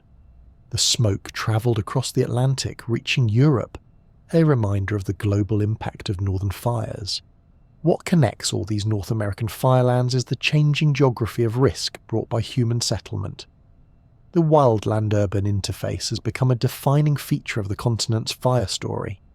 From suburbs on California hillsides to small towns in the Rockies and boreal communities in the north, more people are living in landscapes where fire is inevitable. This expansion complicates fire management, shifting it from a question of ecology to one of public safety. Fires that once burned in relative isolation now threaten homes, power lines and infrastructure. Suppression is often necessary to protect lives, but suppression alone cannot solve the problem when the geography itself favours fire. Urban sprawl has also created curious new fire dynamics. Roads, lawns and fragmented habitats sometimes act as barriers, slowing fires. But at the same time, human activity introduces far more ignition sources: power lines, machinery, campfires, and discarded cigarettes. The result is a landscape where fires ignite more often, even if they are harder to allow to burn naturally. The challenge is finding ways to coexist with fire, to accept that it belongs in these ecosystems while minimizing the risks to people. The paradox of North America's firelands is that fire is both ancient and modern. It has always swept the chaparral, the lodgepole forests and the boreal zones. Yet today, with growing populations, warming climates and expanding infrastructure, the consequences feel sharper. Each summer brings new headlines, But behind the news is a geography that has been burning, recovering, and burning again for millennia. To watch fire in North America is to see it in all its forms, as a fierce wind-driven blaze racing through California canyons, as a slow but steady transformer of Yellowstone's forests, and as a sprawling force consuming the boreal north. Each has its own character, its own tempo, and its own lesson. Together they remind us that fire here is not an occasional intruder. It is part of the land itself, written into the geography, reshaping both ecosystems and the ways people live among them. South America carries two very different stories of fire standing side by side on the same continent. One belongs to the Cerrado, a sprawling tropical savanna where flames have long been part of the ecological rhythm. The other belongs to the Amazon rainforest, a place where fire is alien, destructive, and almost entirely the result of human activity. The contrast between the two is so sharp that it almost feels as though they belong to different planets. The Cerrado is vast, covering an area larger than many European countries combined. It stretches across central Brazil and spills into Paraguay and Bolivia, forming a mosaic of grasslands, scrub, and scattered trees. Unlike the dense tangle of the Amazon, the Cerrado looks open, sunlit, and airy. And it burns often. Fires sweep across the savanna every few years, consuming tall grasses and shrubs, leaving behind blackened earth. Yet this is not devastation. Within days, green shoots poke through the ash, nourished by the nutrients returned to the soil. Many plants here seem built with fire in mind. Thick bark protects woody stems. Underground storage organs, called xylopodia, allow regrowth after flames pass, and seeds of some species germinate more successfully after exposure to heat or smoke. For the Cerrado, fire is no enemy. It is a sculptor, maintaining the open character of the land and preventing encroachment by denser forests. Animals of the Cerrado have also adjusted to this fiery rhythm. Armadillos and anteaters burrow deep to avoid the heat. Birds take to the skies ahead of the flames, and insects quickly recolonize the charred ground. Grazing mammals take advantage of the fresh, nutritious grasses that sprout almost immediately after a burn. Without fire, the Cerrado would transform over time, shifting toward closed woodlands, losing the very openness that defines it. Fire is, in this sense, part of its identity. Travel northward, however, and the story shifts dramatically. The Amazon rainforest, sprawling across 9 countries and containing one of the richest biodiversities on Earth, is not built for fire. Unlike the grasses and shrubs of the Cerrado, Amazonian trees and plants hold enormous amounts of water. Their leaves are broad and lush, their bark thin and vulnerable, their seeds designed to germinate in moist soil shaded by a dense canopy. Fire is not part of their evolutionary history. For millions of years, the Amazon grew without regular burning. Its ecosystem is structured around constant rainfall, high humidity, and dense, layered vegetation. When flames reach the Amazon, it is almost never by natural means. The region experiences lightning, but with such moisture and humidity, it rarely leads to ignition. Instead, fire here is a product of human hands. Farmers and ranchers often clear land using slash-and-burn techniques, cutting trees and setting them alight to make space for crops or pasture. Logging, road building, and other forms of deforestation create edges where sunlight dries vegetation, making it more susceptible to burning. Once lit, fires can spread through the understory, where they kill trees not adapted to withstand heat. Unlike in the Cerrado, recovery is slow and uncertain. Repeated burns degrade the forest, turning once verdant areas into grassy or shrubby land with far less biodiversity. This difference in fire ecology between the Cerrado and the Amazon is profound. The Cerrado burns naturally and recovers easily, while the Amazon burns unnaturally and struggles to heal, and yet both ecosystems are connected. Smoke from Cerrado fires drifts into the Amazon, and rainfall patterns in the rainforest influence the climate of the savanna. Scientists even worry that widespread deforestation and burning in the Amazon could alter the entire hydrological cycle, reducing rainfall and pushing more of the region toward a drier, fire-prone state. In a cruel twist, the forest that once resisted fire could be transformed into something more like the Cerrado, but without the evolutionary adaptations that make it resilient. From a geographic perspective, this contrast highlights how landscapes respond differently to the same force. In the Cerrado, fire maintains diversity, keeps grasses dominant, and shapes the savanna into one of the world's great ecosystems. In the Amazon, fire undermines stability, reduces biodiversity, and erodes a system that evolved without flames. The same phenomenon, flames leaping across vegetation, plays the role of caretaker in one place and destroyer in another. The human layer is equally important. Indigenous peoples of both regions have long understood these dynamics. In the Cerrado, controlled burning has been used for centuries to manage vegetation, attract game, and maintain ecological balance. In the Amazon, traditional practices focused more on selective clearing and careful cultivation, with fire used sparingly and in controlled ways that avoided large-scale destruction. It is the more recent pressures of global demand for beef, soy, and timber that have driven fire into places it does not belong. Bulldozers, chainsaws, and matches now combine to unleash blazes that scar the rainforest at unprecedented scales. One of the most haunting sights of the modern Amazon is the image of smoke plumes rising above the canopy, stretching across the horizon. From satellites, these plumes appear as grey smudges drifting over a sea of green. On the ground, the reality is even more jarring. Giant trees collapsing, animals fleeing, and ash settling onto rivers that once flowed beneath unbroken forest cover. Fires here may not always be as fast or as bright as those in the Cerrado, but their impact is deeper, cutting into the very fabric of a biome that has no natural defense against them. And yet, even here, there is resilience. Secondary forests grow back in abandoned clearings, and conservation efforts aim to restore damaged areas. But the timeline is slow. It can take decades or centuries for an Amazonian forest to regain anything close to its original richness, and repeated burning makes recovery harder each time. In contrast, the Cerrado springs back in weeks, an ecological sprinter compared to the Amazon's marathon. To travel through South America is to move between these two fire worlds. The Cerrado, alive with its grassy openness and fire-adapted species, thrives on burning. The Amazon, dense and waterlogged, recoils from it. Both belong to the same continent, yet they tell opposite stories of how landscapes meet flame. The lesson is clear. Not all fires are equal, and not all lands are meant to burn.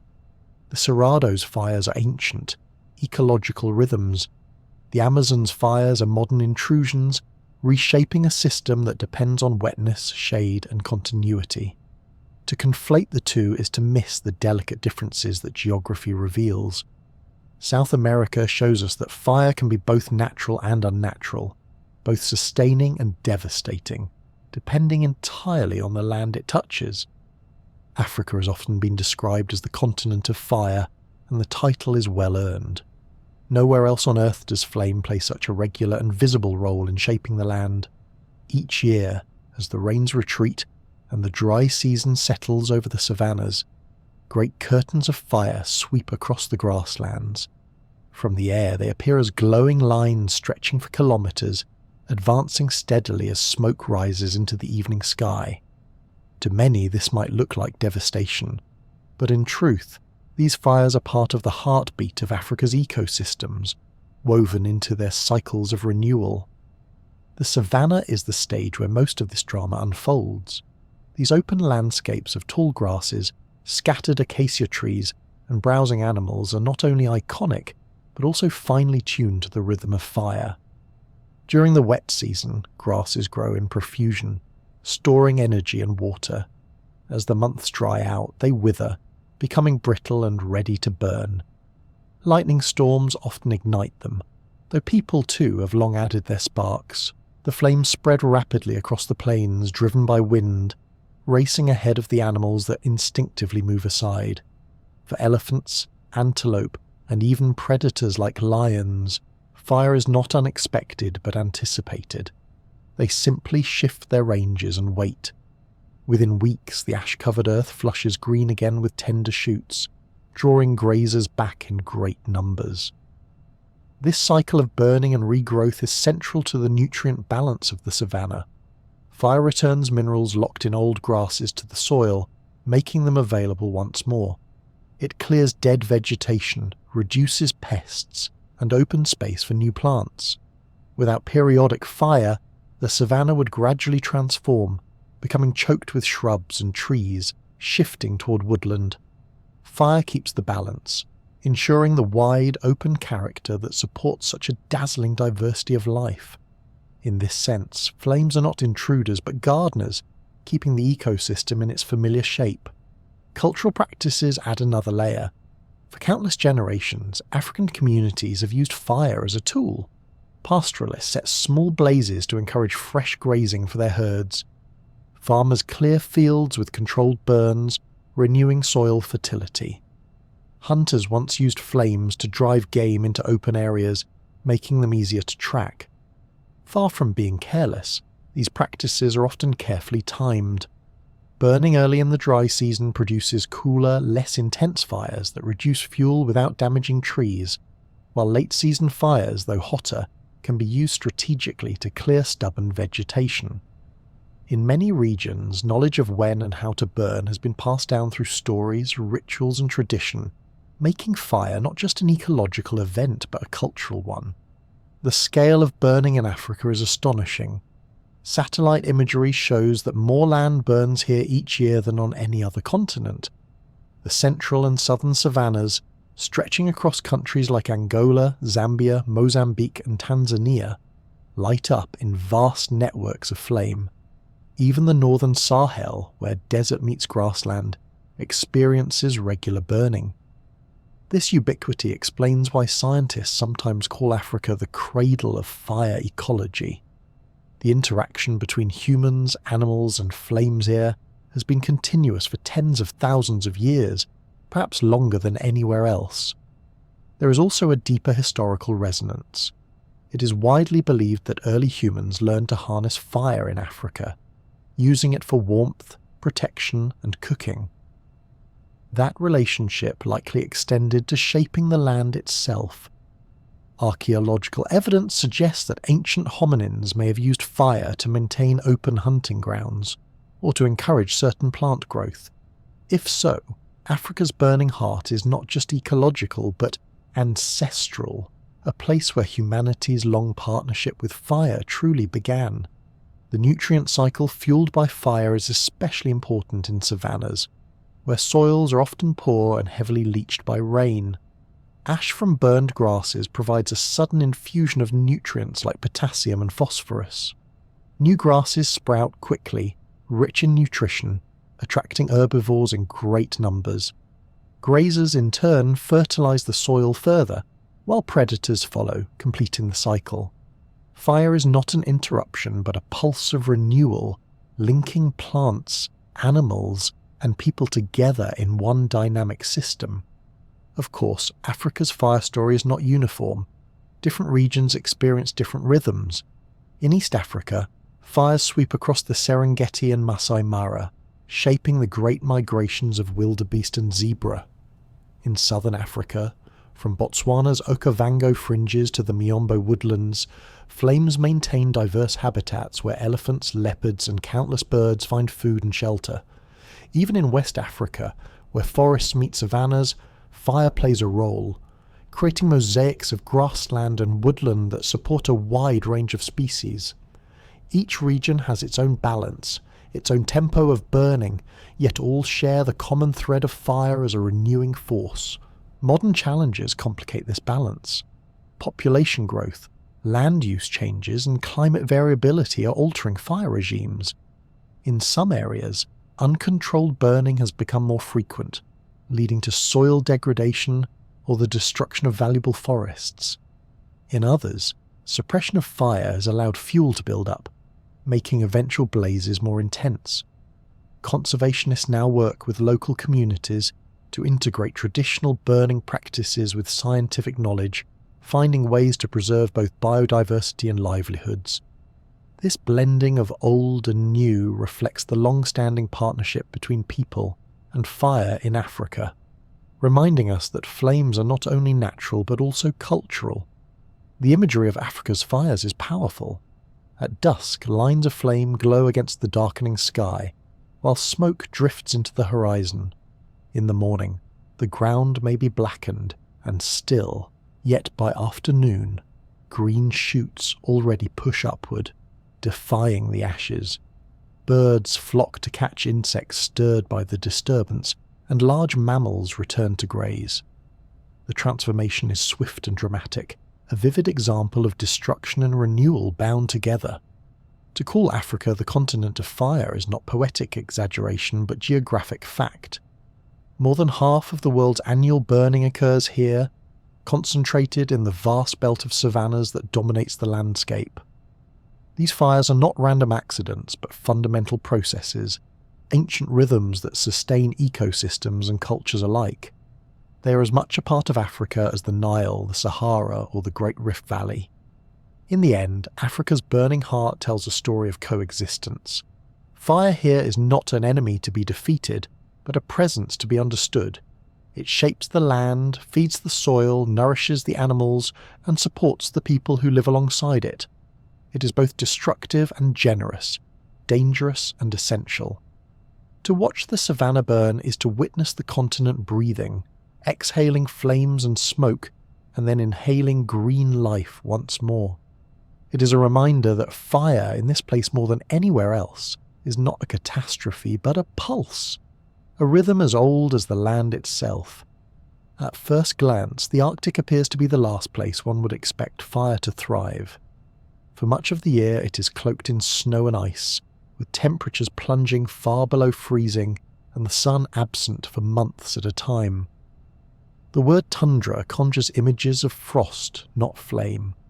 Yet in recent decades, something remarkable and unsettling has been unfolding at the top of the world. Fire is creeping into the Arctic, reshaping landscapes that once seemed immune to its reach. The fuel here is not towering forests or sun-dried grasses, but peat and tundra vegetation. Peat is a dense layer of partially decayed plants, built up over thousands of years in cold, wet conditions where decomposition is slow. In the Arctic, peatlands cover vast areas, acting as enormous carbon vaults. Under normal circumstances, these soils remain waterlogged and frozen, resistant to burning.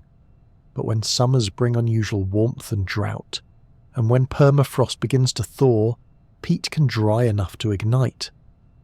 Unlike surface vegetation that burns quickly, peat fires smoulder deep underground, consuming layer after layer of carbon-rich soil. These blazes can persist for weeks, even months, producing smoke long after the flames have vanished from sight. One of the most astonishing characteristics of peat fires in the Arctic is their persistence across seasons. In Siberia and Alaska, scientists have documented zombie fires that survive the winter. Snow may blanket the land, yet beneath that insulating cover, embers continue to smoulder in the peat. When spring returns, these hidden fires reignite at the surface, sparking new outbreaks without any fresh lightning strike. The idea that fire can linger through an Arctic winter, a season synonymous with cold and stillness, is both extraordinary and troubling. Permafrost, the frozen ground that underlies much of the Arctic, plays a pivotal role in this story. For thousands of years, permafrost has locked away immense amounts of organic matter, effectively preserving ancient plant material in a frozen state. But as the climate warms, this icy ground is thawing at accelerating rates. When fire burns across permafrost landscapes, it strips away insulating vegetation, exposing the soil to summer heat. The thaw that follows can destabilize the land, creating sinkholes, altering drainage, and releasing greenhouse gases. In this way, Arctic fires are more than local events. They feed into global climate change. creating feedback loops where warming promotes fire and fire promotes further warming. The smoke from these northern blazes carries their influence far beyond the immediate burn scars. Peat fires release enormous plumes that drift across the Arctic skies, sometimes travelling thousands of kilometres. In the summer of 2019, massive fires in Siberia sent smoke circling over the North Pole, visible from space as a grey haze stretching across continents. On the ground, communities experienced hazy skies and the acrid smell of burning peat, even in areas far removed from the flames themselves. This smoke does more than darken the sky. When soot particles settle on snow and ice, they reduce reflectivity, causing surfaces to absorb more heat and melt more quickly. The cycle deepens. Fire begets smoke, smoke accelerates melting, and melting makes future fire more likely. The geography of Arctic fire is still being mapped. Unlike savannas or Mediterranean scrublands, where the patterns of burning are ancient and well understood, northern fire is a relatively new phenomenon. Researchers track these blazes using satellites, monitoring hotspots that flare in regions once considered too cold or wet to burn. From Alaska's tundra to Canada's Northwest Territories and deep into Siberia, the northern fire belt is expanding. Each season now brings fresh reports of unexpected burns, places where the geography of fire is rewriting itself. For the tundra itself, the consequences are profound. Low shrubs, mosses and lichens dominate these ecosystems, providing food for caribou, musk oxen, and countless smaller creatures. When fire sweeps through, much of this vegetation is destroyed, replaced by charred ground and altered soil. Some species, like dwarf birch or willow, may rebound, but others struggle. Lichens in particular, slow to grow, may take decades to return, reducing food for reindeer herds that depend on them. What looks like a temporary burn scar may linger for generations, altering the delicate balance of Arctic life. Yet even here, resilience can be found. In some burned areas, new species colonize, shifting the ecological mix. Grasses may appear where mosses once dominated, shrubs may expand into open tundra, and in some cases, trees begin to advance northward. Fire, combined with warming, is effectively redrawing the Arctic's ecological map, pushing it toward a future quite different from its frozen past. The cultural dimension is no less significant. Indigenous communities across the Arctic, from Siberian Nenets to Inuit in Canada, live closely tied to the land and its cycles. For them, fire is not traditionally a central part of life as it is in savanna cultures. The recent increase in northern fires brings new challenges: smoke affecting air quality, disruptions to caribou migrations, and threats to infrastructure built on permafrost. What was once a stable, frozen foundation is becoming more dynamic, and fire is now part of that shifting equation.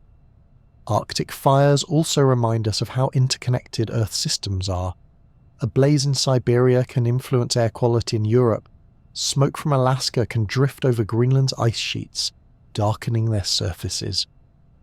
The carbon released from burning peat contributes to atmospheric changes felt worldwide. In this way, the northernmost flames are not isolated curiosities, but actors on the global stage, linking polar tundra to tropical forests through the shared atmosphere. The paradox of fire at the edge of the Arctic is striking. For centuries, this was a land defined by ice and cold, where the very idea of wildfire seemed almost absurd. Now, with warmer summers, longer dry spells, and thawing permafrost, the geography of fire has found a foothold even here. The result is a landscape in transition, where smoke drifts across polar skies and the ground itself smoulders with hidden heat. To stand at the edge of a burned tundra plain is to feel both the fragility and the power of these changes. Blackened moss, charred shrubs, and a faint haze on the horizon speak of forces that were once absent from this frozen realm. Yet in the same scene, new shoots may be pushing through, evidence of life's persistence. Fire has arrived in the Arctic, unexpected and unsettling. but also a reminder that no part of Earth is beyond transformation. In the end, the sight of smoke drifting over the polar horizon captures the essence of this new geography. The Arctic, long imagined as a place of stillness, now carries the mark of flame. It is a landscape where ice and fire meet, where permafrost and peat yield to heat, and where the future of Earth's climate is, quite literally, written in smoke across the northern sky. All around the world, more and more people are finding themselves living where cities and suburbs brush up against wilderness. This zone, often called the wildland-urban interface, is a boundary both enticing and perilous. It offers sweeping views of forests, hills, or chaparral-covered slopes, but it also places homes squarely in the path of flames. In recent decades, wildfires have not only been stories of remote mountains and endless savannas, but also of neighbourhoods, streets and towns caught at the edge of burning landscapes. The attraction is easy to understand.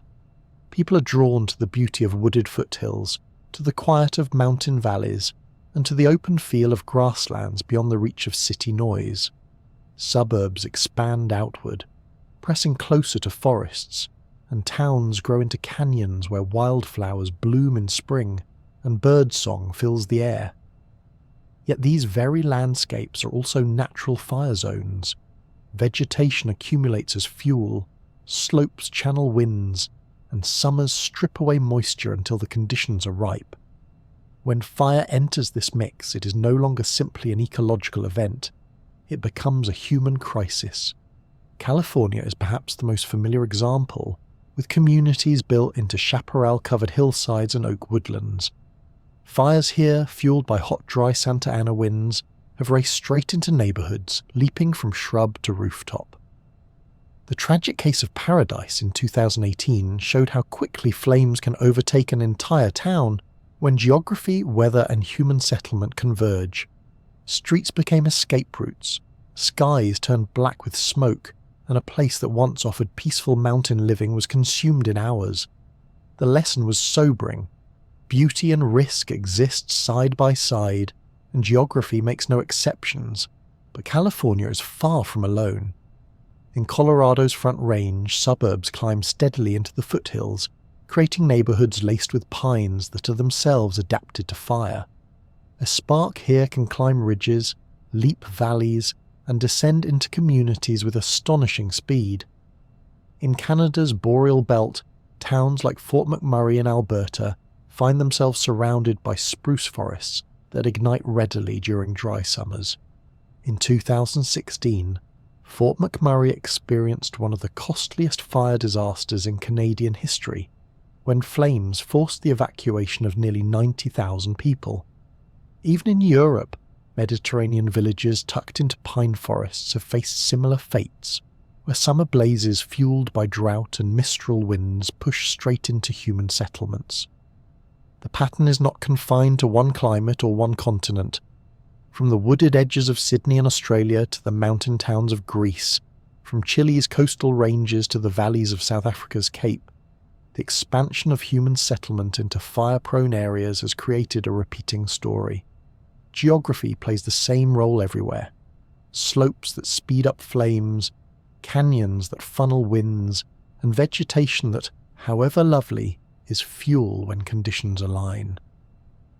One of the challenges of the wildland-urban interface is that houses themselves can become part of the fuel. Wooden fences, decks and rooftops catch embers, which may travel kilometres ahead of the main fire front. Once a single structure ignites, flames can leap from home to home, creating what looks less like a forest fire and more like an urban conflagration. In some recent disasters, it was not the wall of fire that destroyed neighbourhoods, but the showers of embers raining down from smoky skies, igniting dozens of small blazes simultaneously. Geography may invite the flames, but construction choices determine how far they spread once they arrive. Risk zones can often be mapped clearly: steep slopes with dense vegetation, valleys that trap hot air, and regions with seasonal drought all rank high. Add in strong winds, and the danger increases further. In the United States, maps of fire hazard zones are detailed enough to show which neighbourhoods are most at risk, yet people continue to build in these areas. The pull of nature's beauty is strong, and for many the reward of living close to wilderness outweighs the abstract risk of a fire that might come once in a generation. But as fire seasons grow longer and more intense, that once rare risk is becoming more common. Urban planning now wrestles with this dilemma. Some communities design defensible spaces around homes, clearing brush and spacing trees. Others require fire-resistant building materials or create evacuation plans tailored to their geography. Yet the scale of development often outpaces precaution. Where cities sprawl outward, they inevitably press into landscapes where fire has always been a natural part of the cycle. It is not that fire has changed its habits, it is that people have changed theirs, moving steadily into zones where flames have always been at home. The wildland-urban interface is not only about destruction, though. It is also a vivid example of how geography, ecology, and society intersect. Towns built in valleys may benefit from shelter from storms, but find themselves in fire funnels. Suburbs on ridgelines enjoy panoramic views, but also catch winds that drive flames uphill. Mountain resorts promise snow in winter and cool forests in summer, but when fire arrives, evacuation becomes a logistical nightmare on narrow roads. Each case reveals how the lay of the land shapes human risk. There is also a social geography to consider. In wealthier neighbourhoods, resources may be available for fireproofing homes or creating buffer zones. In less affluent areas, residents may have fewer options, making them more vulnerable. Geography here is not just physical, but economic and cultural, dictating who can adapt and who is left exposed. Smoke adds another dimension. Even when flames do not reach cities, drifting smoke plumes carry the impact into urban areas. During Canada's record fire season of 2023, haze spread across much of North America, turning skies orange in New York and Philadelphia. Entire populations far from the fire front experienced the geography of fire in the form of polluted air, a reminder that risk is not limited to those living on the edge of the wilderness. The paradox of the wildland-urban interface is that it represents both aspiration and danger. People seek out these places for their beauty, their closeness to nature, their sense of space and freedom. Yet those very qualities are bound to fire. The geography that creates scenic ridges and lush valleys is the same geography that channels flames. To live in these zones is to accept that fire is not just a distant news story, but a neighbour. As more people move into these landscapes, the balance becomes more precarious. The wildland-urban interface is expanding, not shrinking, and with it the challenge of protecting lives and property while acknowledging that fire is an inseparable part of the land. The question is not whether these areas will burn, they always have, but how society chooses to live with that inevitability. In the end, cities in the path of flames show us how geography writes destiny. The line between wilderness and suburb is not a hard boundary, but a shifting frontier where sparks cross easily. Here, the beauty of nature and the risk of fire are bound together, reminding us that the landscapes we admire are also landscapes of flame.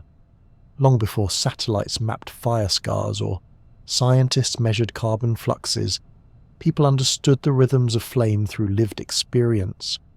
For countless generations, Indigenous communities across the world treated fire not only as a danger, but also as a tool, a partner, and a teacher. Their knowledge was practical yet deeply attuned to geography. By setting controlled burns at the right time, in the right place, and for the right reason, they shaped landscapes in ways that modern science is only now beginning to appreciate. In North America, tribes from California to the Great Plains used fire to manage the land. Among the Karok and Yurok peoples of Northern California, fire was applied carefully to oak woodlands and underbrush. These burns encouraged the growth of food plants such as acorns and berries, kept trails clear, and reduced the build-up of fuel that might otherwise feed catastrophic wildfires. The flames were not random. They were guided by an understanding of slope, season, and vegetation. Burning in spring or autumn when conditions were mild allowed for cooler fires that refreshed the land without destroying it. Over centuries, this practice produced patchwork landscapes rich in biodiversity, with open meadows alongside groves, all maintained through the deliberate use of fire. Farther east, tribes on the Great Plains relied on fire to manage grasslands that sported bison herds.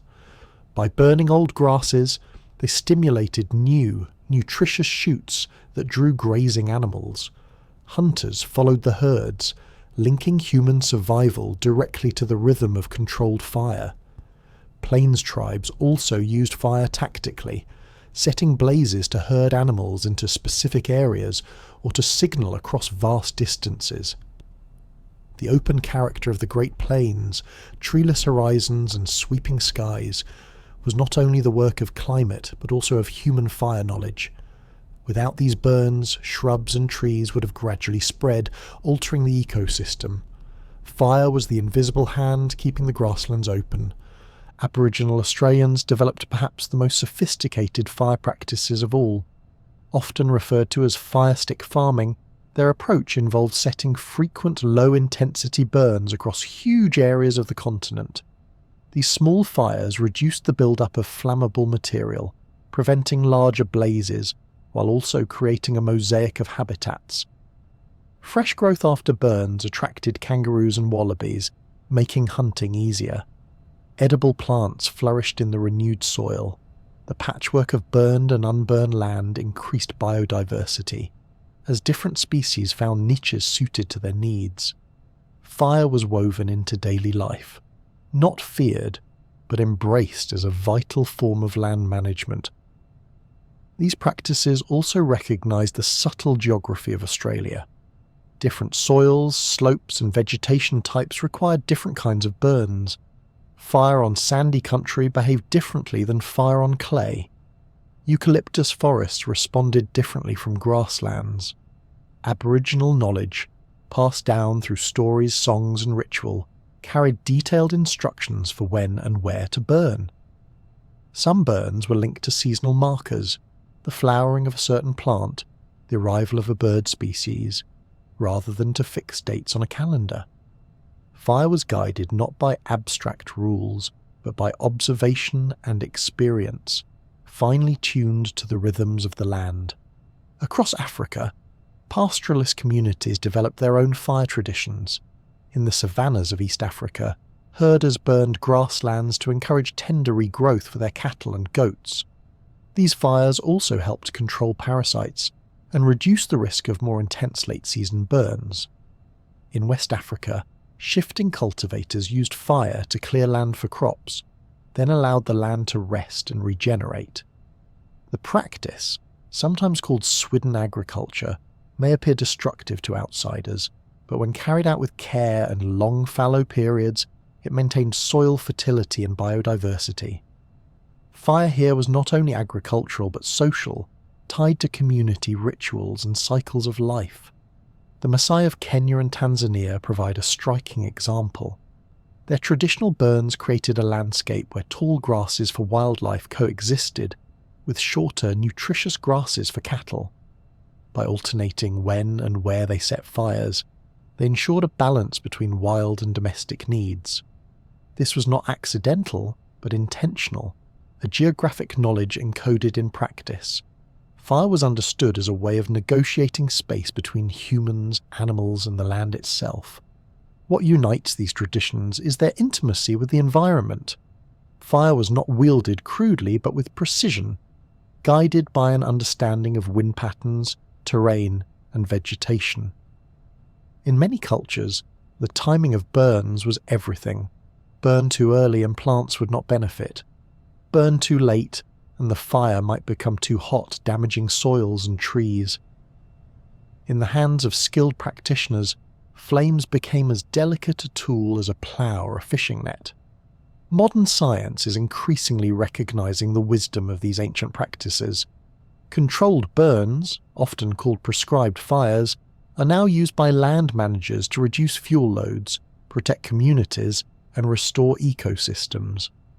In California, ecologists work with Native American tribes to reintroduce cultural burning practices.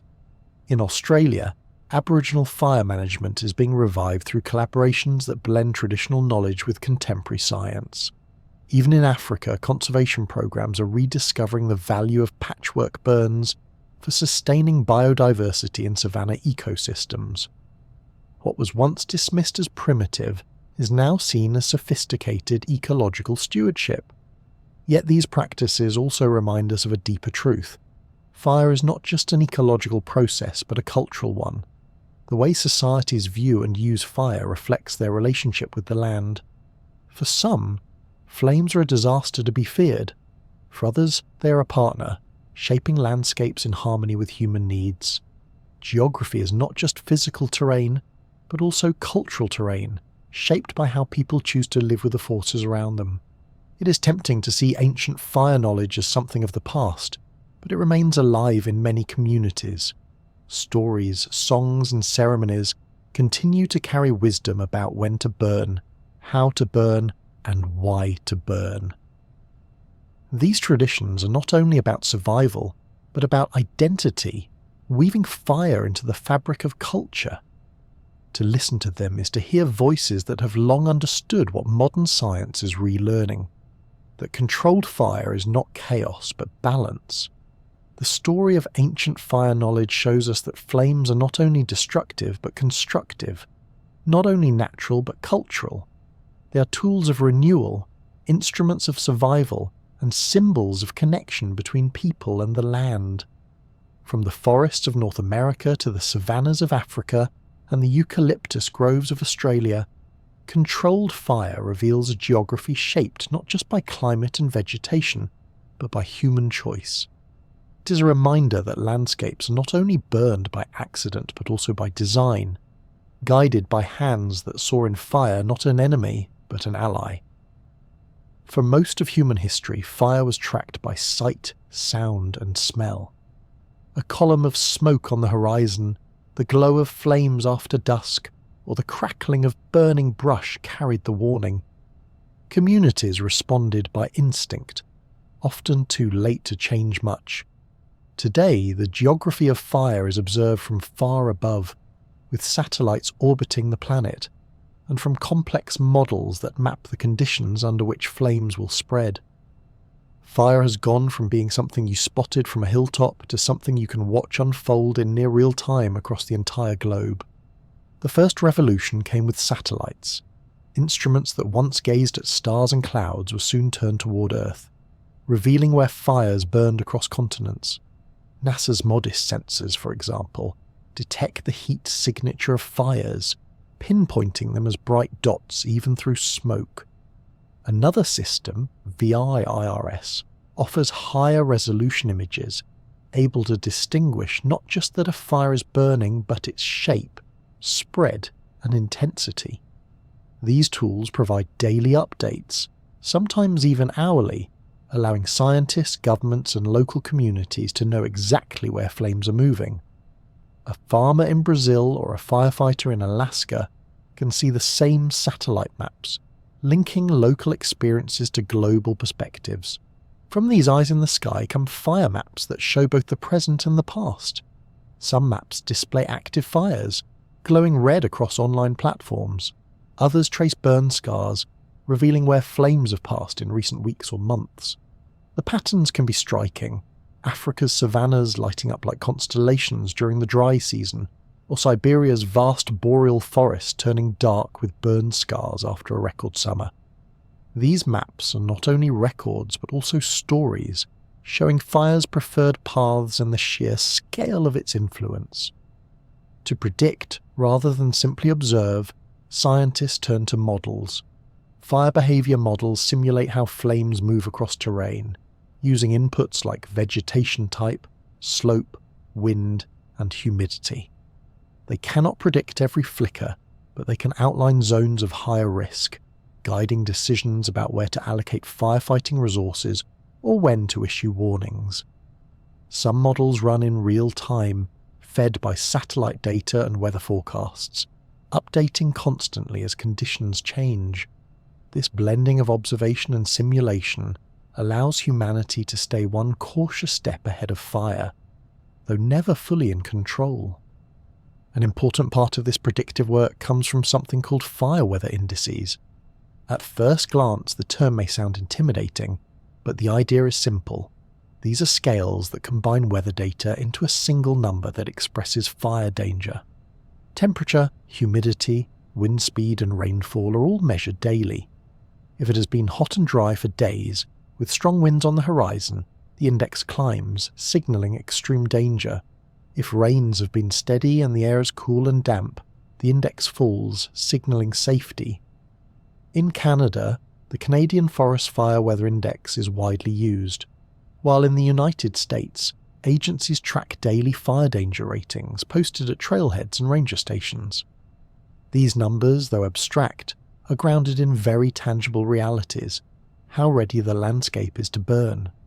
Geographic Information Systems, or GIS, add another layer, weaving together multiple strands of data.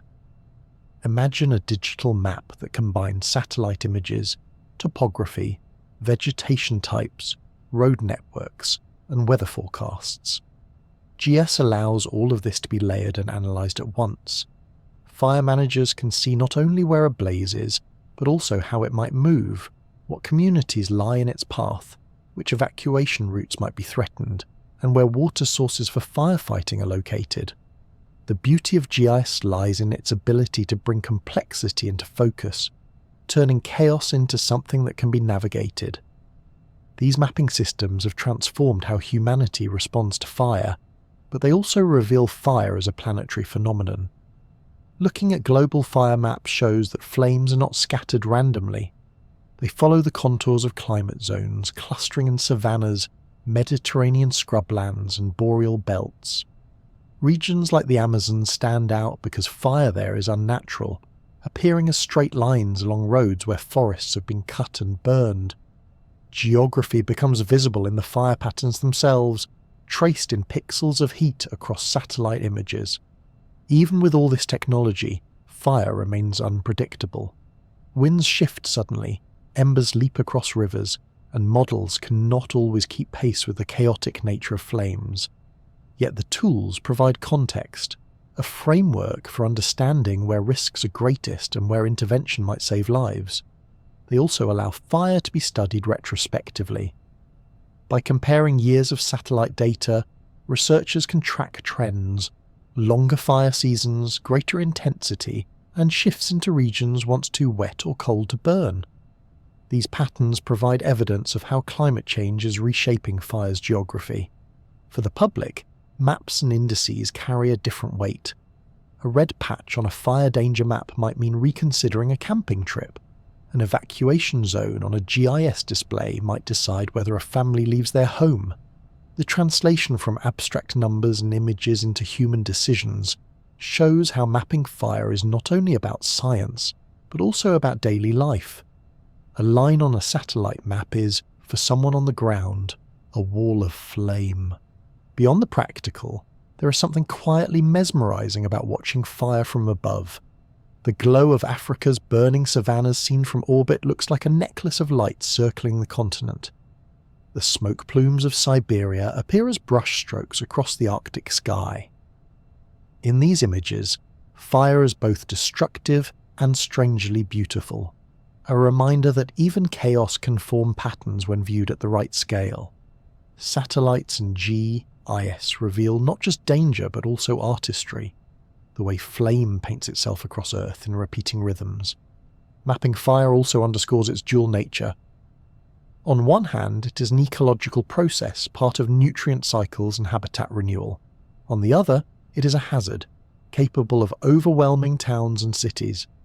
By tracing fire with satellites, indices, and models, humanity is not trying to eliminate it, but to live with it more wisely. Fire will always find fuel, oxygen, and heat. What mapping provides is foresight, the ability to understand where and when those elements are most likely to align. In the end, maps of fire are maps of possibility. They show where flames are today, where they may go tomorrow, and how the geography of land and climate shapes their path. From ancient watchtowers scanning for smoke to modern satellites sweeping the globe, the goal has always been the same: to see fire clearly. And in that clarity lies the hope of coexistence, of learning not just where fire is, but how it moves through the ever-shifting landscapes of Earth. The geography of fire has never been static. It has always ebbed and flowed with rainfall patterns, vegetation growth and human activity. Yet in the 21st century, a new force is reshaping its boundaries: a warming climate. Rising global temperatures are not just melting glaciers and shifting weather. They're redrawing the map of where and how fire appears. Flames are creeping into new regions, seasons are stretching longer, and the intensity of blazes is reaching levels rarely seen in the past. Fire, once bound to certain rhythms, is breaking free of its old calendar. One of the clearest changes lies in the length of fire seasons. In many regions, what was once a few months of heightened risk has become nearly year-round. California is a vivid example. Decades ago, fire was most likely in late summer and autumn, when the land was driest and the Santa Ana winds swept through. Now, with warmer winters and less dependable rains, vegetation dries earlier in spring and remains flammable well into winter. Firefighters speak less of a fire season and more of a fire year. Similar patterns appear in Australia, where bushfires once peaked in high summer but now arrive earlier and linger longer, straining the resources of communities accustomed to shorter bursts of danger. Alongside longer seasons comes greater intensity. Warmer air holds more moisture, drawing it from soils and vegetation. The result is landscapes that desiccate quickly under heat waves, creating vast reserves of tinder. When fire ignites in these conditions, it burns hotter, moves faster, and consumes more completely than in the past. Scientists refer to this as fire severity, a measure not only of how large a blaze is, but how thoroughly it alters the land. In the boreal forests of Canada and Siberia, fires now burn deeply into peat soils, releasing enormous plumes of carbon that once lay safely locked underground. In Mediterranean regions, flames scorch entire hillsides where once they passed quickly through. The shift is subtle in numbers but dramatic in lived experience. Hotter, hungrier fires that leave less untouched in their wake. Perhaps most striking is the appearance of fire in places where it has long been rare. The Arctic provides one of the clearest examples. With warmer summers and melting permafrost, tundra and peatlands are increasingly vulnerable. Blazes that were once unimaginable in these icy regions now smoulder for weeks, sometimes even overwintering beneath snow. At the other extreme, rainforests like the Amazon and parts of Southeast Asia, once too wet to burn naturally, are experiencing more frequent fires as deforestation and drier conditions take hold. These forests are not adapted to flames, and when they burn, recovery is slow, biodiversity is lost, and the geography of fire expands into ecosystems ill-prepared to cope. Mountain regions are also witnessing change. Higher elevations that once provided natural fire refuges are becoming more flammable as snowpacks shrink and summers grow longer. In the Rockies, forests that rarely saw fire are now burning, opening pathways for new species while threatening those adapted to cooler, wetter conditions. Across southern Europe, alpine valleys once safe from flames now face fire creeping higher into the slopes. Even the Himalayas, long considered fire-free in their upper reaches, are reporting more incidents as vegetation dries under shifting monsoon patterns. These transformations also highlight the interconnectedness of fire and climate feedbacks. Wildfires release vast amounts of carbon dioxide and methane into the atmosphere, adding to the very warming that fuels their spread. Peat fires in Siberia, for example, emit greenhouse gases that accelerate global change, which in turn makes more peat vulnerable to burning. The cycle feeds itself, creating a feedback loop that scientists warn could push some ecosystems toward irreversible shifts. What begins as a regional blaze has planetary consequences. Communities on every continent are feeling the implications. In Greece, prolonged heat waves have made summer fires fiercer, forcing evacuations of villages perched on pine-covered hillsides. In Chile, one of the worst fire seasons on record struck in 2017, fueled by drought and high temperatures. Canada's unprecedented fires in 2023 sent smoke across the Atlantic, turning skies orange in cities thousands of kilometres away. These events, though varied, tell the same story. Fire's geography is expanding, and its reach is no longer confined to remote landscapes. Technology and mapping provide a clearer view of these shifts. Satellite images show fires appearing earlier in the year and lingering later. Data on fire weather indices confirm that days of high risk are increasing in frequency. Records from the past few decades reveal a steady trend toward larger, more intense blazes. What was once considered unusual now feels common, and what was once common is becoming extreme. Fire is adjusting to a new climate, and so must the societies that live with it. Yet the story is not one of doom alone. Human adaptation is also part of the geography of fire. In some regions, indigenous burning practices are being revived, offering lessons in how to manage landscapes before catastrophic blazes erupt. Prescribed burns, carefully planned and executed, reduce fuel loads and restore balance to ecosystems that need regular, low-intensity fire. Communities are rethinking building codes, creating defensible spaces, and planning evacuation routes with greater care. The knowledge that fire is inevitable, especially in a warming climate, is reshaping how people live with it rather than against it. Still, the future climate promises challenges.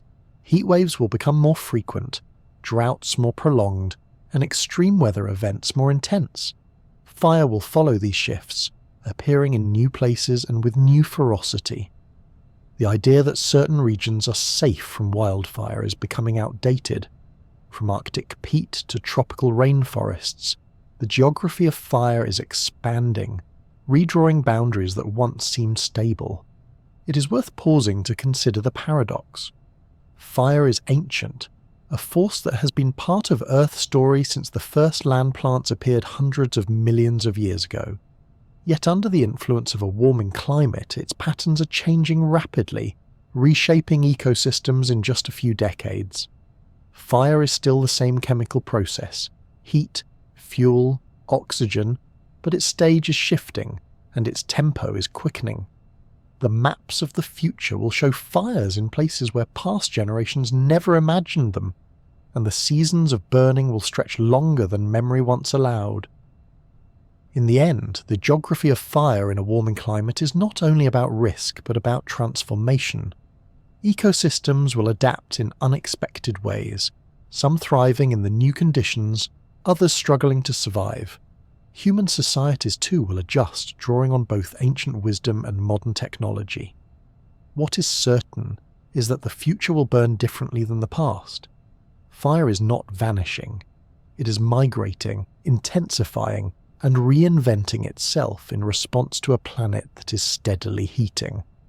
The flames of tomorrow will carry the imprint of today's warming skies, a fiery signature of the climate we are creating. When people think of wildfire, the first image is usually one of destruction: blackened trees, scorched earth, and smoke rising into a sky gone grey. Yet to stop the story, there is to miss half the truth. Fire, for all its ferocity, is also an architect of renewal.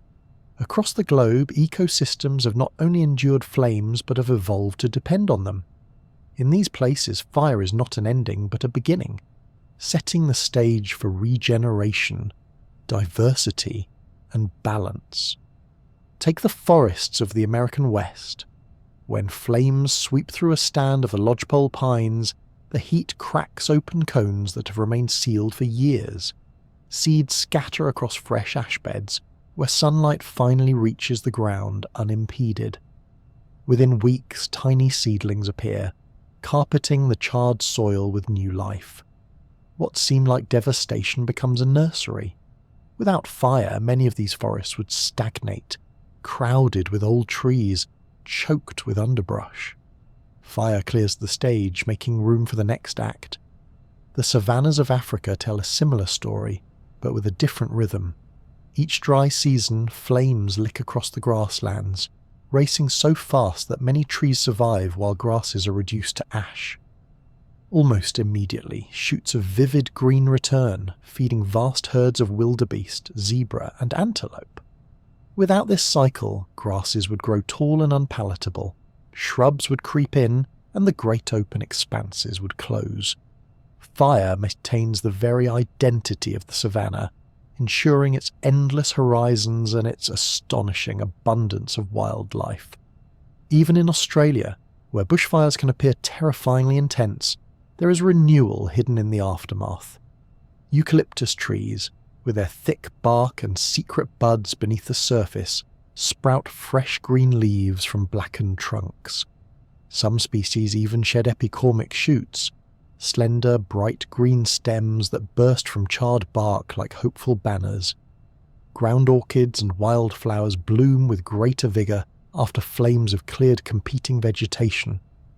To walk through a burned Australian forest a few months after fire is to step into a paradoxical garden, stark black silhouettes rising above a sea of fresh growth. Beyond individual species, fire creates diversity by shaping mosaics of habitats. In many ecosystems, flames rarely consume everything uniformly. Instead, they leave patches, some areas burned intensely, others lightly, and some not at all. This patchwork supports different plants and animals, each finding a niche in the varied landscape. Birds may nest in unburned groves, while insects thrive in newly charred wood. Grasses sprout in clearings, attracting grazers, while shrubs slowly reclaim edges. Over time, this diversity strengthens the ecosystem, making it more resilient to disease, pests, and future fires. Nutrient cycles also benefit. When fire reduces vegetation to ash, minerals that were locked away in stems and leaves return to the soil. Potassium, phosphorus, and other essential nutrients become immediately available for new growth. This sudden flush of fertility is one reason plants rebound so quickly. It is as if the land takes a deep breath, exhaling one generation of plants to make way for the next. In ecosystems where soils are poor, such as tropical savannas or some temperate woodlands, fire acts as a natural fertilizer, recharging the land again and again. There is also renewal in how fire reduces competition. In dense forests, smaller plants may struggle in the shade of towering canopies. Flames open space, allowing light to reach the ground. Species that had been suppressed suddenly thrive, increasing biodiversity. Aspen trees, for example, regenerate vigorously after fire, sending up shoots from underground roots. These stands provide rich habitats for birds, insects, and mammals, revitalizing areas that were once dark and crowded. Even animals themselves adapt to this cycle of destruction and rebirth. Some woodpeckers seek out recently burned forests, drawn by the beetles that infest dead wood. Grazing animals return swiftly to savannas after fire, feasting on the tender shoots. Predators follow, finding abundant prey. Fire is not an interruption to these cycles, but part of their design. It ensures that food webs remain dynamic, that no single element dominates indefinitely. Humans, too, have long recognized the renewing qualities of fire. Indigenous cultures across the world set small, controlled burns to rejuvenate landscapes, encourage edible plants, and attract game. These practices reflect an understanding that without fire, many ecosystems become less productive. Fire was used not to destroy, but to restore, a tool wielded with respect for its creative power. Of course, fire's renewal has limits. When flames become too frequent or too intense, the balance can tip toward degradation. Tropical rainforests, for instance, are not adapted to regular burning, and repeated fires can transform them into impoverished scrub. But in the many landscapes where fire is natural, its absence can be as harmful as its excess. Suppressing every blaze may seem safe, yet it often leads to fuel buildup, making eventual fires far more destructive. The challenge is to recognize where fire belongs and to allow it to play its role. The renewal that follows fire also carries a psychological resonance. To see green shoots sprouting from blackened earth, or wildflowers blooming across an ash field, is to witness resilience in its purest form. It reminds us that destruction is rarely the end, that life has an extraordinary capacity to return. Fire clears, but it also cleanses. It takes away, but it also gives back. Geography reveals this balance in countless ways. In Yellowstone, lodgepole pine forests rise anew after great burns, reshaping the park for future generations. In the African savannas, fire creates grasslands that feed one of the most spectacular migrations on Earth. In Australia, eucalyptus groves regenerate with a vigour that defies the scale of the blazes. Each case shows fire not as a simple destroyer, but as a force of transformation. The landscapes reborn by fire remind us of Earth's rhythms, cycles of growth, death, and renewal that play out not just in plants and animals, but across entire ecosystems. Flames may strip a slope bare, but rain and sun soon coax life back. Ash may coat the ground, but within it lies the spark of fertility. Fire is destruction, yes, but also creation, holding in its heat the blueprint for renewal. In the end, the geography of fire is a geography of balance. Too little, and ecosystems grow stagnant. Too much, and they collapse. But at the right rhythm, fire ensures that landscapes remain alive, diverse, and resilient. To see flames only as catastrophe is to miss the deeper truth. They are also sculptors of renewal, painting the earth not just in black but in green and gold once more. Fire is one of Earth's oldest storytellers. It has been with the planet since the first forests spread their branches hundreds of millions of years ago, and it has whispered through every landscape ever since. Sometimes it speaks in roars and crackles, racing through treetops or across grasslands. Sometimes it lingers quietly, smouldering beneath peat or glowing in embers long after the flames have passed. Always, though, fire reshapes. It carves and clears, renews and destroys, and in doing so leaves an indelible mark on the geography of the world. To think of fire purely as a hazard is to miss half of its character. It is certainly capable of devastation, of reducing towns to ash, of darkening skies with smoke, of threatening lives and livelihoods. Yet it is also a sculptor, cutting back old growth to make way for the new, fertilizing soils, and ensuring that ecosystems remain vibrant. Few forces embody such paradox, born of fragile sparks, yet strong enough to reshape continents. Geography reveals this duality clearly. In Africa's savannas, fire is as dependable as the rains, a seasonal pulse that keeps the grasslands open and alive. In Australia, eucalyptus groves are so entwined with flame that they carry oils to burn hotter, while storing hidden buds to sprout again once the blaze has passed.